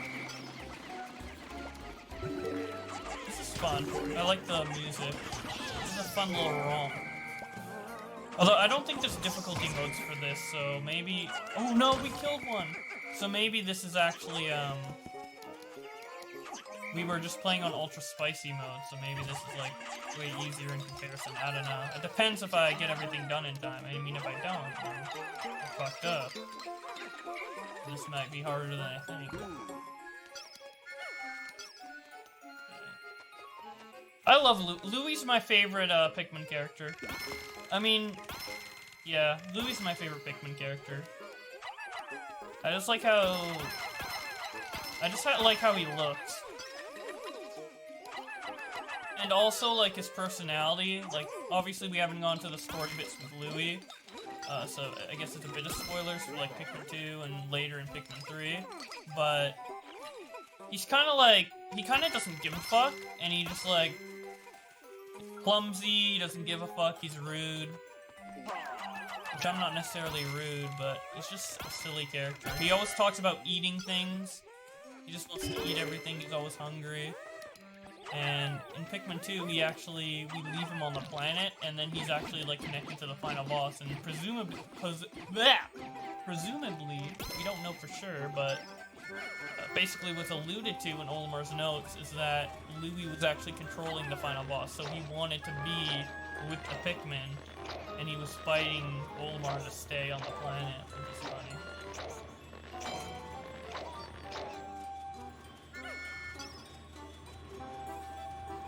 I was explaining that really poorly. I guess I'm tired, I don't know. I feel like I'm not doing this game justice with my commentary tonight. I don't know.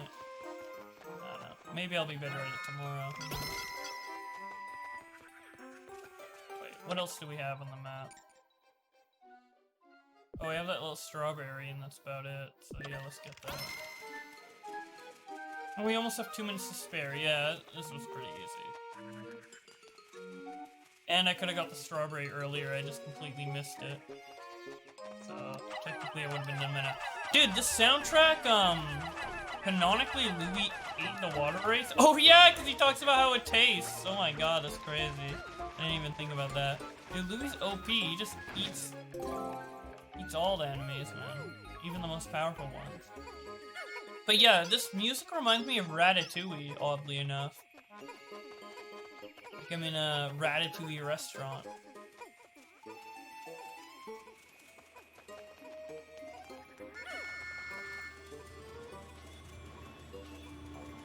I'm about to dine on some nice cuisine.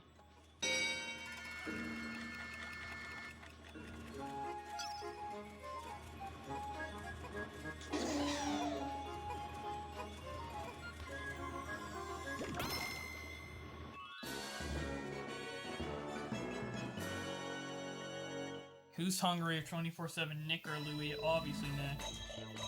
I mean, Louie is hungry, but he's not fat, so he must not eat that much. Or enough to get fat. Words cannot describe how I'm feeling.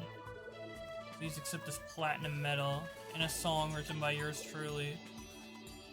Damn, who knew the president was such a great musician? Rankings. Let's see the online rankings for this. Wow, I kinda suck. World record. Damn. The game just came out and the world record is already... It's been a while since my last treasure hunting expedition, but I found a few choice artifacts. Good to know I haven't lost my touch.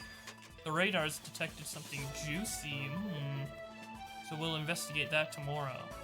I hope it's something valuable enough that we can finish the mission early. Dude, Olimar's so selfless, dude. He's doing all this work, collecting all this money, and he's just giving it over to the president, dude. The president of his company. You better get all the treasure near that water. I don't care what you have to do to fight them, just do it. Whoa!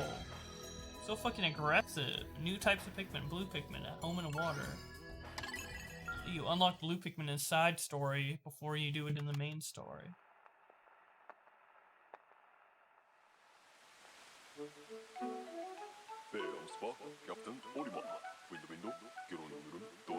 Online hacked already? Wait, can you...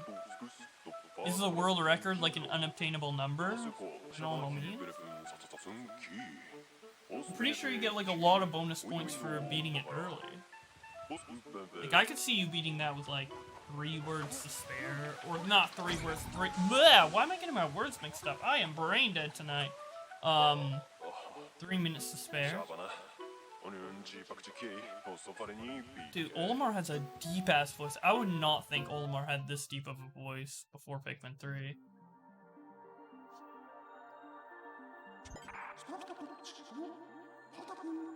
Don't let those wild creatures pass by unnoticed. They may be hiding some fruit. Like, is Olimar, like, old? Is he, like, 50 or something? And is, like, or the equivalent of 50 in his planet's years? It looks like Olimar's already discovered all the types of Pikmin, looking at the onion. Oh, I can't even use the onion. Why does it exist? Oh, I guess we can reproduce Pikmin. We can't actually access the onion.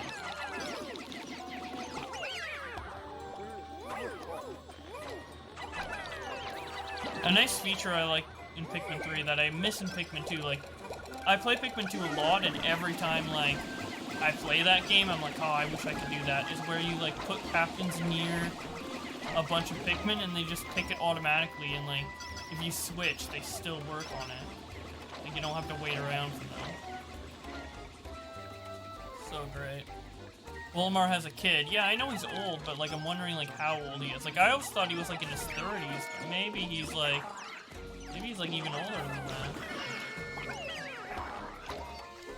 It has to be 30s or 40s. If he's in his 50s, he had kids really late into his life. Maybe he, like, took a while to find his wife, kid.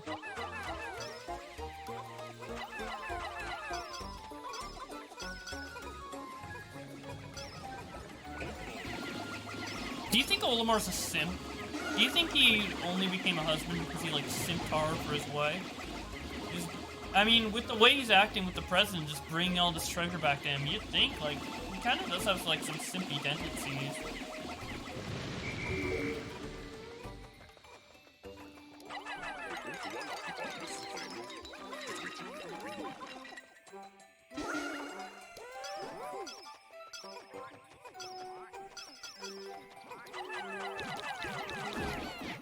He simps for the president, true.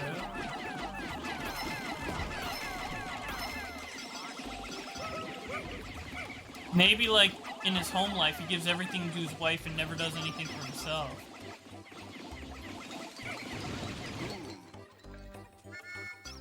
Louie seems like the opposite, though. Louie is selfish as fuck, dude. He doesn't give any fucks, dude. He doesn't care what Olimar thinks. He doesn't care what anyone thinks, dude. He's just gonna do what he wants on this planet. He doesn't even care about the mission, dude. He's just here to have a good time and eat shit. He just wants to kill everything and grill it, dude. He'd probably eat a Pikmin, honestly. It's gruesome. They're helping him out. But he'd probably get Pikmin to slave away for him, and then eat them after. He doesn't give no fucks, bro. Louie's an absolute fucking Chad, dude. Chad Louie versus Virgin Olimar. Simp Olimar. Even though Olimar has a kid. He's probably a virgin still. Probably he's a cuck too. He probably let his wife get railed by like another occupation, and then the kid, it's his kids, quote unquote. He fathers them, but you know, not actually his kids. His girlfriend's daughter, dude.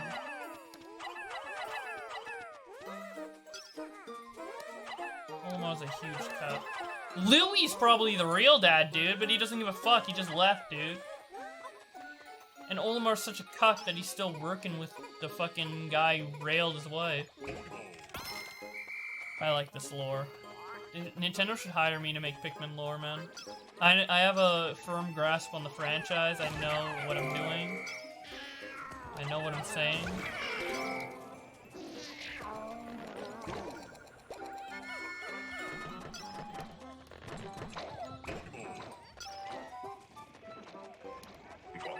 Oh, we don't have any spicy potions. I was about to say, like, maybe I should use one, but I only got in story mode and carry over. It's a big... How did that fit inside? Dude, how are these fruit fitting inside all these guys, man? This is huge. Dude, that dwarf Bulborb ate half a kiwi, man. It's like Nick the Oreo level stomachs, man. What the fuck?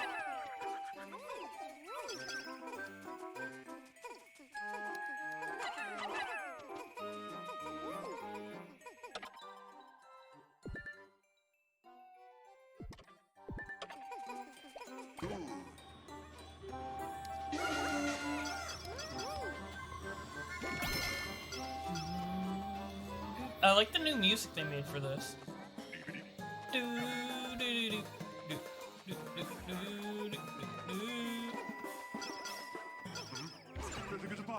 What is going on, dude?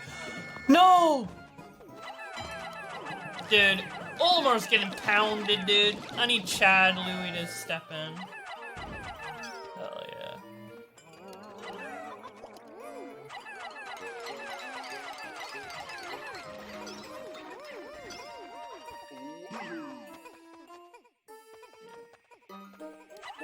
How's Olimar just gonna let Louie grab him by the ass and just chuck him around like he's nothing? Olimar really needs to gain some self-confidence. Holy shit.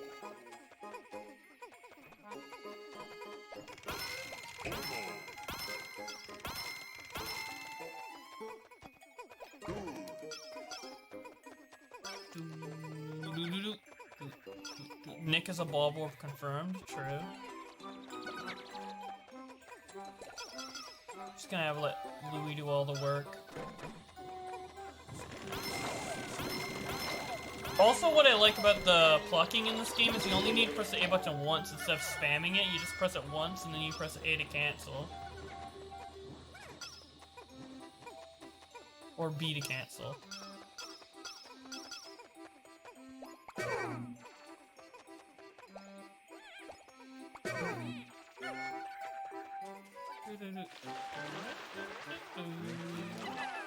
Something smells sour.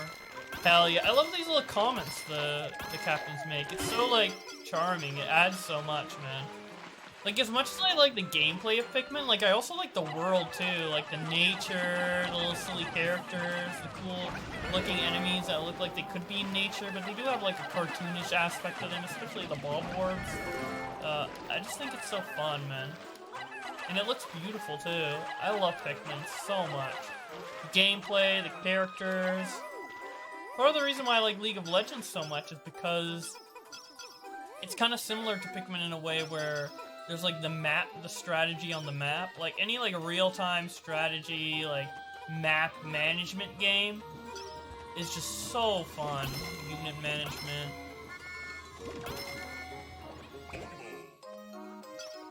Olimar. I like how they say their names when you swap to them. Olimar. Oh shit. Okay, I think these are the last things. Dude, nice sign, dude. Don't go in here. Olimar's like, okay, I guess I won't. Louie would go in there, because he's not a fucking pussy.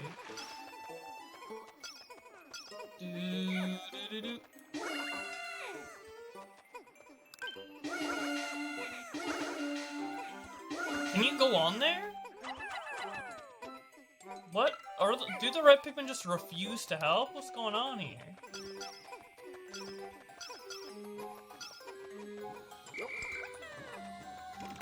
Oh wait, the enemies don't actually contribute to the gold, only the fruit does. I thought it was the enemies and the fruit. So I didn't even need to kill all the enemies, damn. Wait, that's probably how people get like such a high score, is they ignore the enemies and just try and get the fruit instead. Louie legit blew up to run from the cockfights? He doesn't want to deal with any inferior beings. Yeah, Louie's a little racist. Words cannot describe how I feel.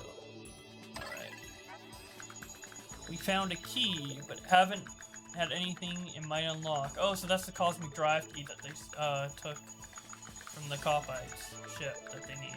And that's what we're looking for the entire game, by the way. They're like, oh, Olimar has our cosmic drive key. We need to get it back. So we just found the key. I was hoping to pick up a small souvenir for my son. And this may just be the thing. Side note, although Louie doesn't say much around me, I've spotted him murmuring to himself when he thinks no one is around. In many ways, he's more of a mystery than the Pikmin. A little antisocial? I think Louie might get diagnosed with social anxiety. Is there any, like, therapists or psychologists on Hockatate that can deal with that? There's treasure to be had on land and in water. I want it all. Oh, don't bother waiting around for the lily pads. The water is not flowing. Find another way. Alright, so this is a level in the Twilight River, which we actually haven't gone to yet in the main story.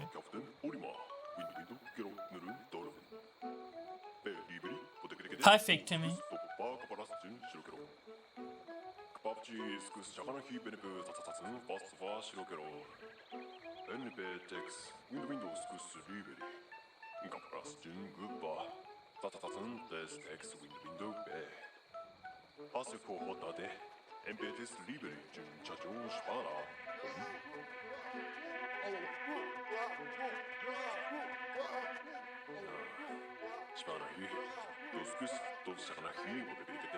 Yeah, I think these side stories are actually happening at the same time as the Copites.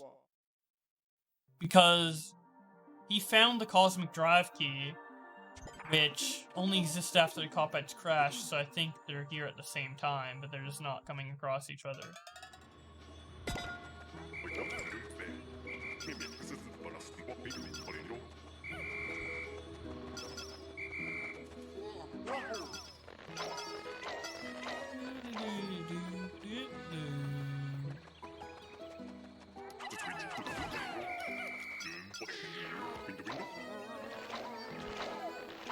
Yeah, so now that I know I can, like, I don't really need to, bring the enemies back and they're purely for reproducing Pikmin. I can, like, start, like, figuring out which Pikmin I want to, reproduce the most. Okay, yeah, so the way that works with the dismissing is, I dismiss every color except the one, oh, what the fuck? Except the color I'm on currently. Jesus, that took a really long time to say. I'm kind of dumb. My bad.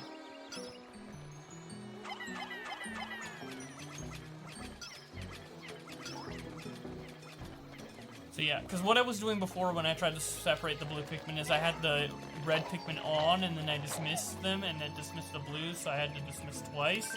But if I were on the blues, I wouldn't have had to do that. Okay. Just getting in the hang of the new controls.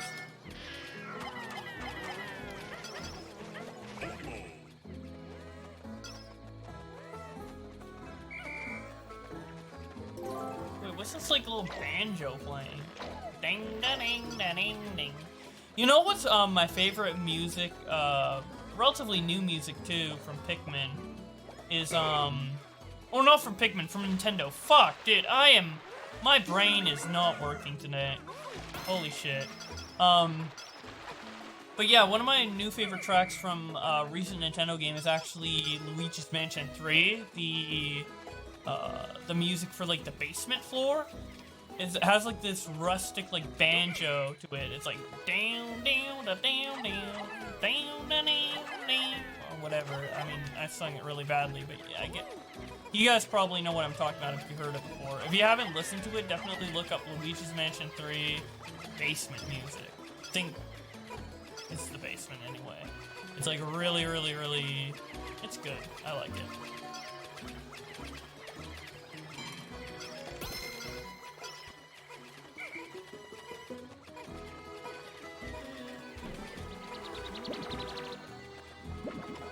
Today.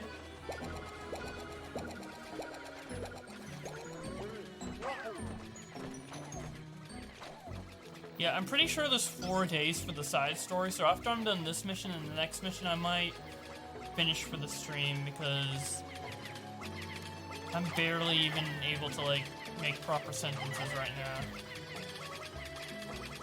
Have I ever played Terraria before? Yeah, I have. It's fun.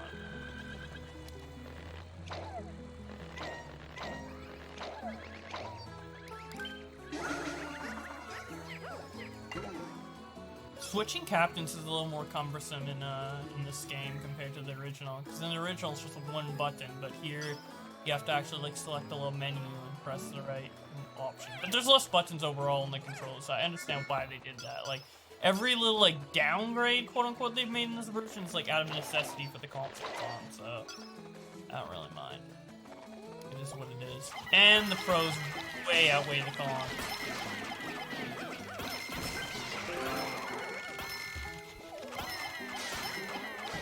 Making that bank. The blue Pikmin are just here, they're not underground, that's interesting.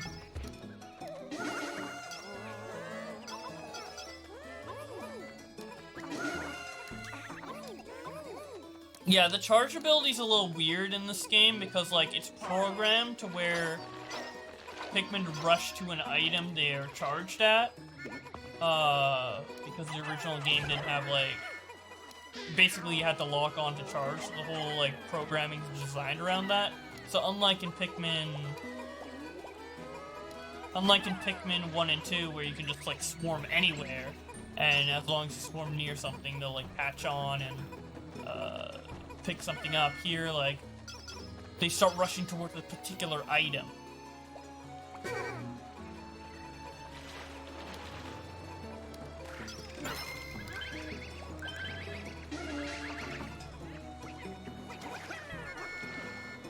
So you can't just, like, move your Pikmin freely around. It's kind of like they focus on an item in front of them. So, if, like, for example, there was, like, 4 items in front of us, they'll, like, focus them, like, one at a time, depending on which they're closest to.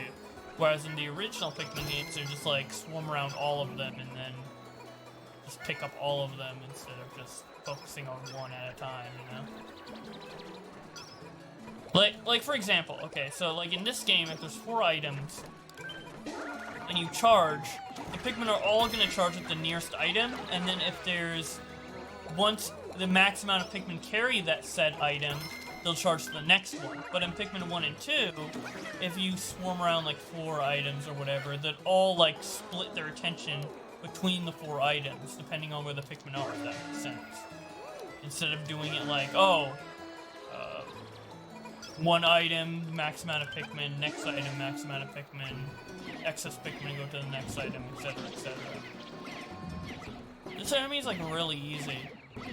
There's a lot of enemies from Pikmin 2 and 1 that they didn't transfer over to Pikmin 3. This is one of the Pikmin 2 enemies they transferred over, and I don't know why. I said this when I was playing Pikmin 2 a couple days ago, but I don't know why they chose to move that Pikmin over, or that enemy over out of all of them, because it's a relatively useless enemy, or like easy enemy? Not useless, easy, so I don't know.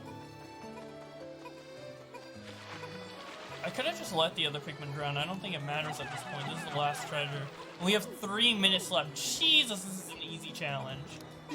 There's no way you don't get a platinum on this every single time, especially if you're playing it in co-op, because your attention is split with 2 simultaneously controlled captains, so you can theoretically get stuff done approximately 2 times faster, depending on like how good your other player is, depending on the skill discrepancy between the 2 captains. That's what I would do if it was a scripted video and I could think about which words I chose specifically. But like, I did this in single player and I got it done in like 2 minutes. Theoretically, if we did this co-op, which is probably where the world records are coming from, if I'm gonna be honest, unless the records are different from co-op to single player. Holy shit, literally like 5,000 of my gold is from time there. Let's look at the rankings.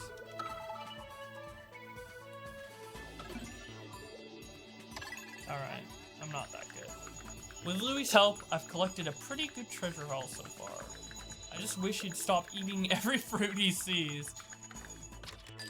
We have worked We have to work harder on finding truly valuable treasures. The sooner we hit our quota, the sooner I can get back to my wife and kids on Hockaday. So, like, Olimar wants to get back to his kids, but Louie's making it take longer because he's eating half the treasures they find. What the fuck?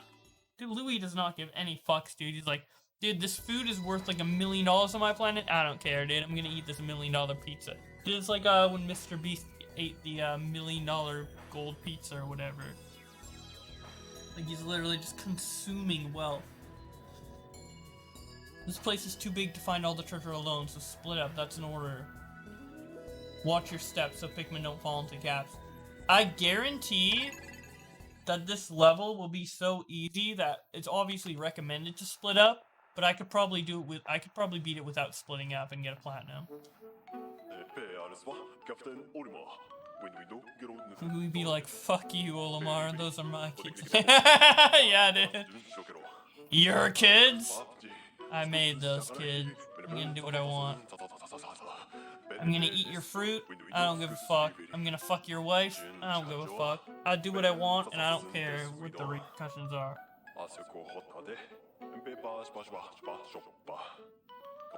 Louie's the ultimate Nintendo villain. Hell yeah. And you get to play as him. It's awesome. It's the ultimate villain because it's betrayal, just like Loki in the MCU. Dude,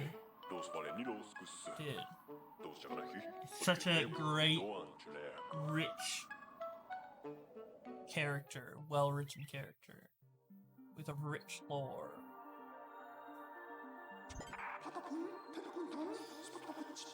Collect all the nuggets. Let's go.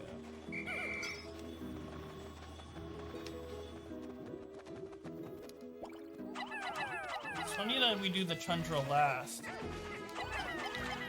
Like, I'm surprised they had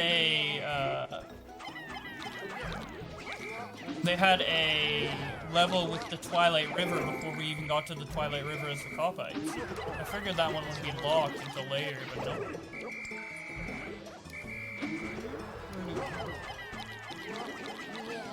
11 minutes? Yeah, we're getting this done in time. Like, what the fuck? He recommends us to split up, but we have 11 minutes to do this. Alright. You kidding me?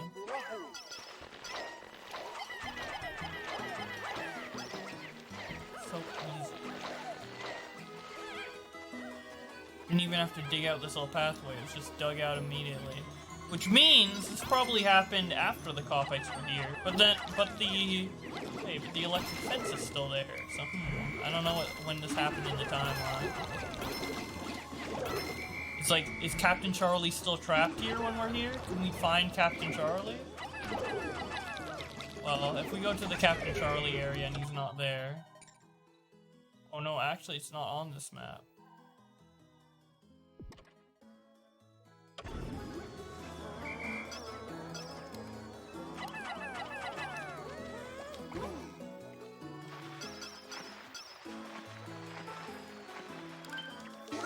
The cool thing about blue Pikmin in this game, and I can't do it in the other games, and it's a cool part of the charge feature, because I feel like it's only possible with the charge feature, is that if you lock onto an enemy underwater, you can, like, swim up to it. But the thing about water in the other Pikmin games is that the water was never deep. It was always, like, shallow level like here. But in this game, you can go, like, completely underwater, and then, like, the Pikmin can swim up to it. So that's, like, a cool kind of new-ish ability.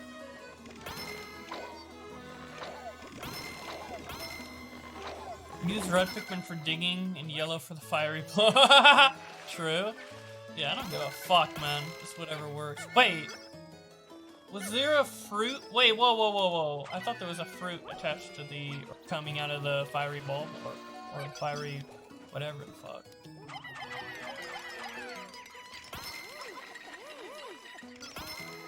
I really can't speak today. I apologize.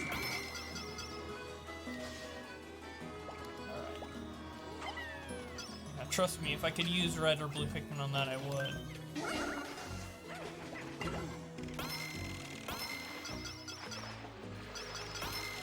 Blue Pikmin are probably going back to that pile, because with a pile, the Pikmin always return to the pile instead of stopping at the ship for whatever reason.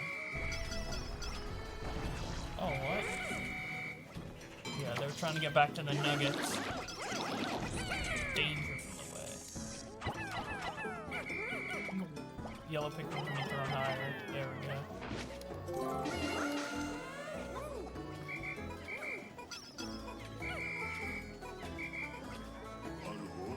This fucking music, man.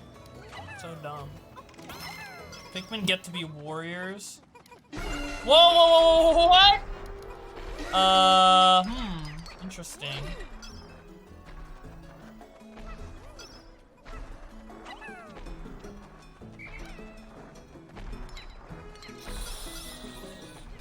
Their toes are so freaky.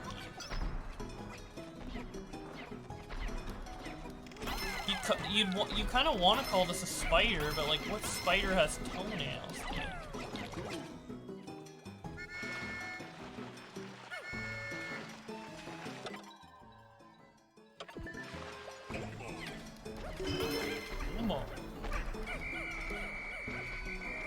Do I need to kill this?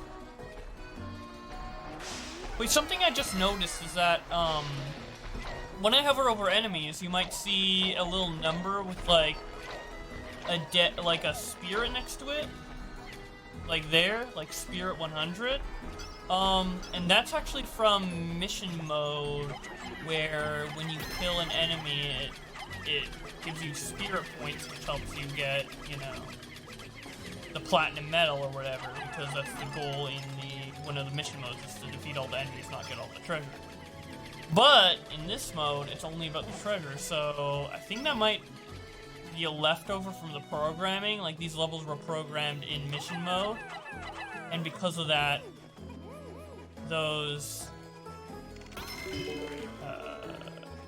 numbers are, like, still there. This was made out of that mission mode. So I think it's like a development mistake right there or something. Which is interesting.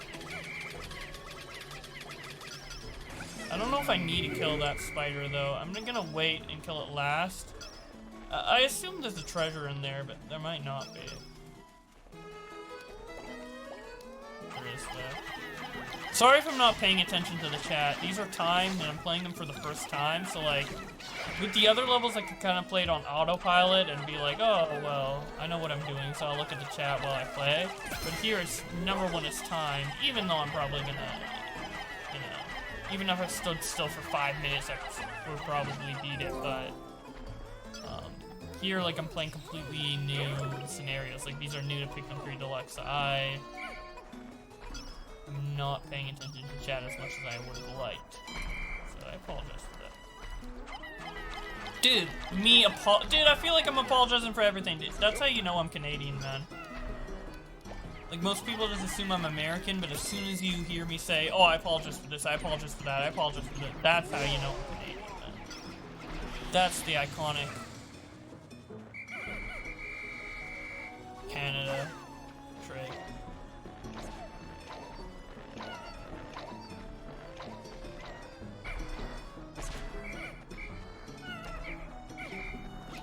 It really is a thing. Like, every Canadian I know says sorry for stuff.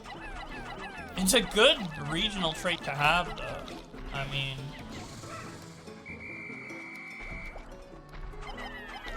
I'd rather my country be known for that than my country be known for being overweight, which is what America's known for. So funny. Overweight and stupid. I'm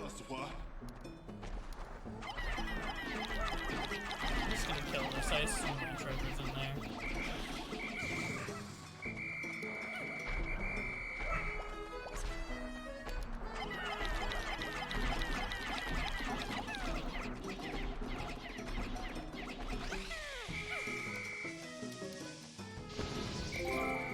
Hell yeah. Oh, the gooey little substance, dude. And it dissolves away.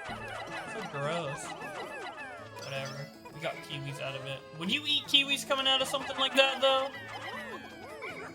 Dude, think about this. Literally, like, I don't think the Hawkitations do this, but the Copites, they're literally grinding up food that was in like, beasts' bellies and, like, eating it, dude.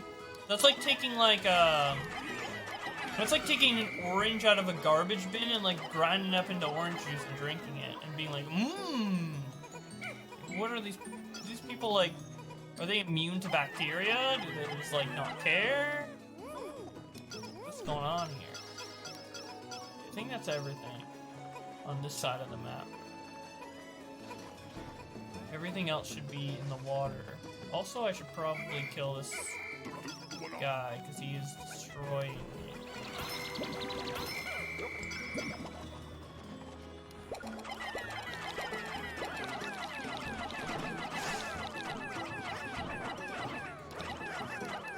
You won't let me keep you pussy. I knew it.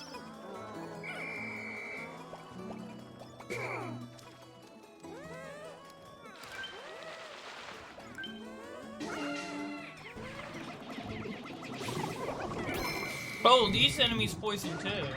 Huh. I wonder if white Pikmin and those enemies exist in the same map to test the poison works. Although all the enemies that poison in this game, I think there's another enemy that poisons, but all the enemies that poison in this game are in water, and white Pikmin can't go in water, so Nintendo really didn't want us to figure out if white Pikmin are immune to poison. For whatever reason. I think that's the last one. This is something like on this side. It looks like everything here is blocked off. Yeah, there's literally like a wall. Like if I throw a Pikmin in there, yeah, there's an invisible wall that they added, so I think that's the last one. Yeah, and it shows everything on the map, I think. So yeah, I think we're good.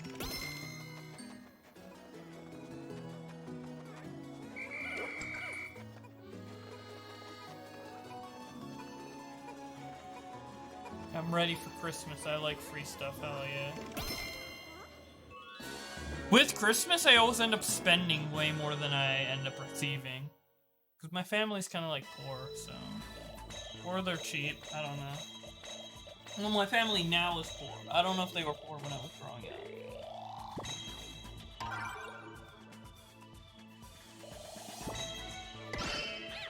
We were more cheap when I was growing up. Because my dad's cheap, but my mom isn't. And then my mom became poor after she divorced, so...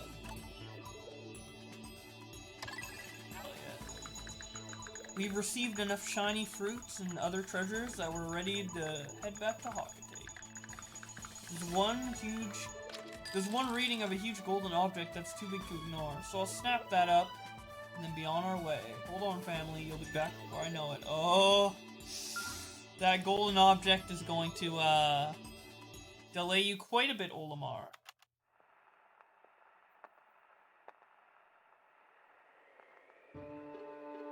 Beoswa, Captain Olimar, window, Geralt Nuru, Dolphin. Berry, Bodegate, Tuskus, Topa, Kavalas, Jun, Shokero.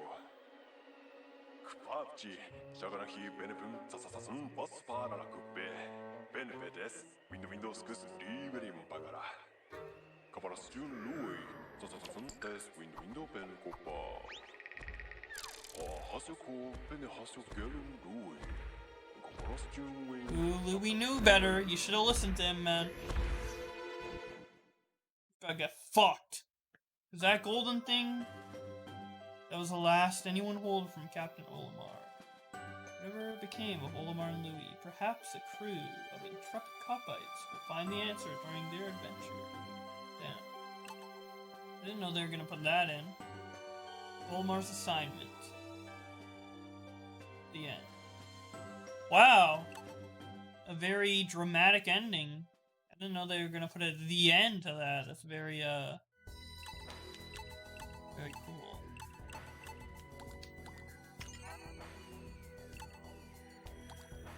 Well, that was fun.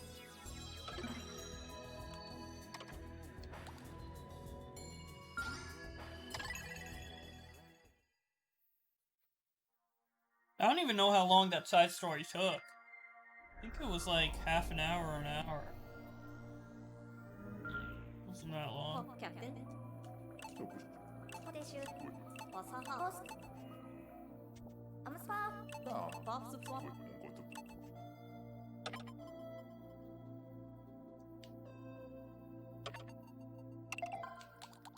Let's see what badges we got.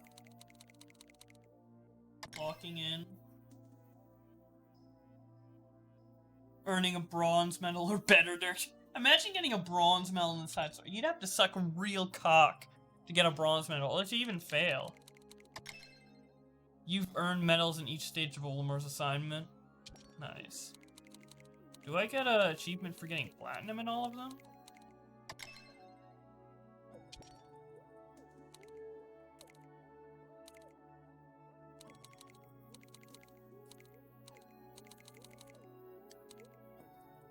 What's my rank? Second class. I've got 45% of the story badges. Your content is the best on YouTube and here. Thank you so much, man. I appreciate that a lot. I'm glad you enjoy.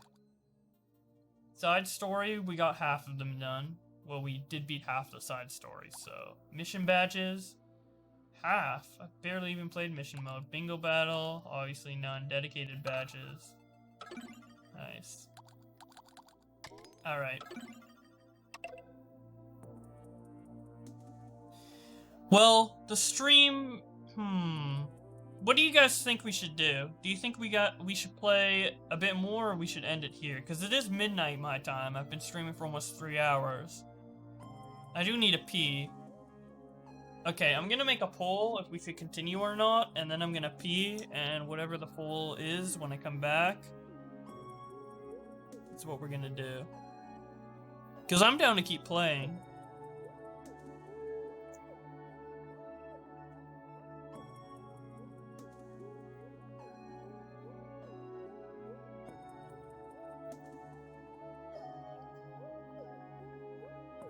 There you go. I'm gonna go take a piss.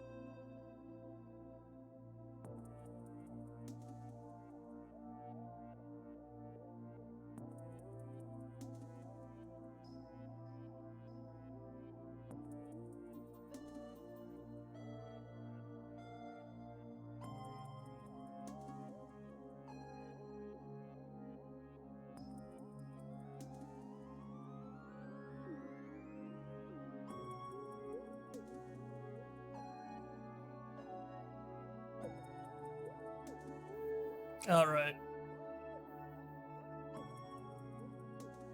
No sleep, only stream. Well, the vote's pretty close, so if you guys want either me to keep playing or to play tomorrow, you better vote in the poll. In the meantime... Wait, I didn't mean to do that. Let's look at the enemies. Every captain has a different comment on the enemies, so... What's this? So, like, Alf has the more analytical approach. He's like, wow, they produce all these guys. That's so cool.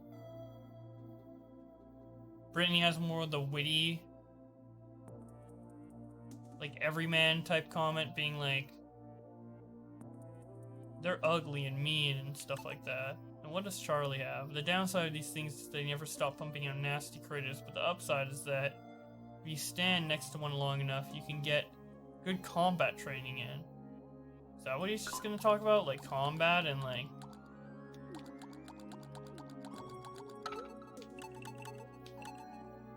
The ability to hide underground and burst whenever someone is near and retreat and recover again isn't fair. Oh, yeah, so it's more, like, combat-oriented. So this is more scientific. This is more, like, lol. These guys are small. And this is more like combat focused. Are we gonna have an exact 50-50 on the poll?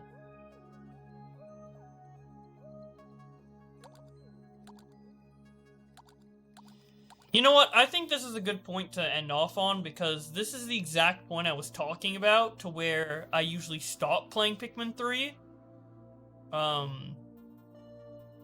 And the rest of the game, from this point onward, is something that I haven't really played that much in depth in like 7 years. So it's gonna be cool to see my reaction to that. I kind of want to be more awake for that. Hope my throat's okay. It's decent, but it kind of does hurt. So I'm gonna continue this tomorrow. Thank you guys for watching. And let me see if I can find someone to raid on Twitch. If not, I'll just link you to Connor's channel.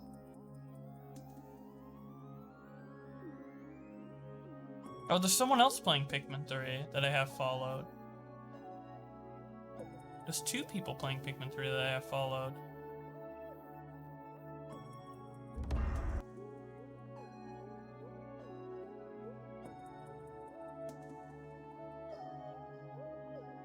Let me check.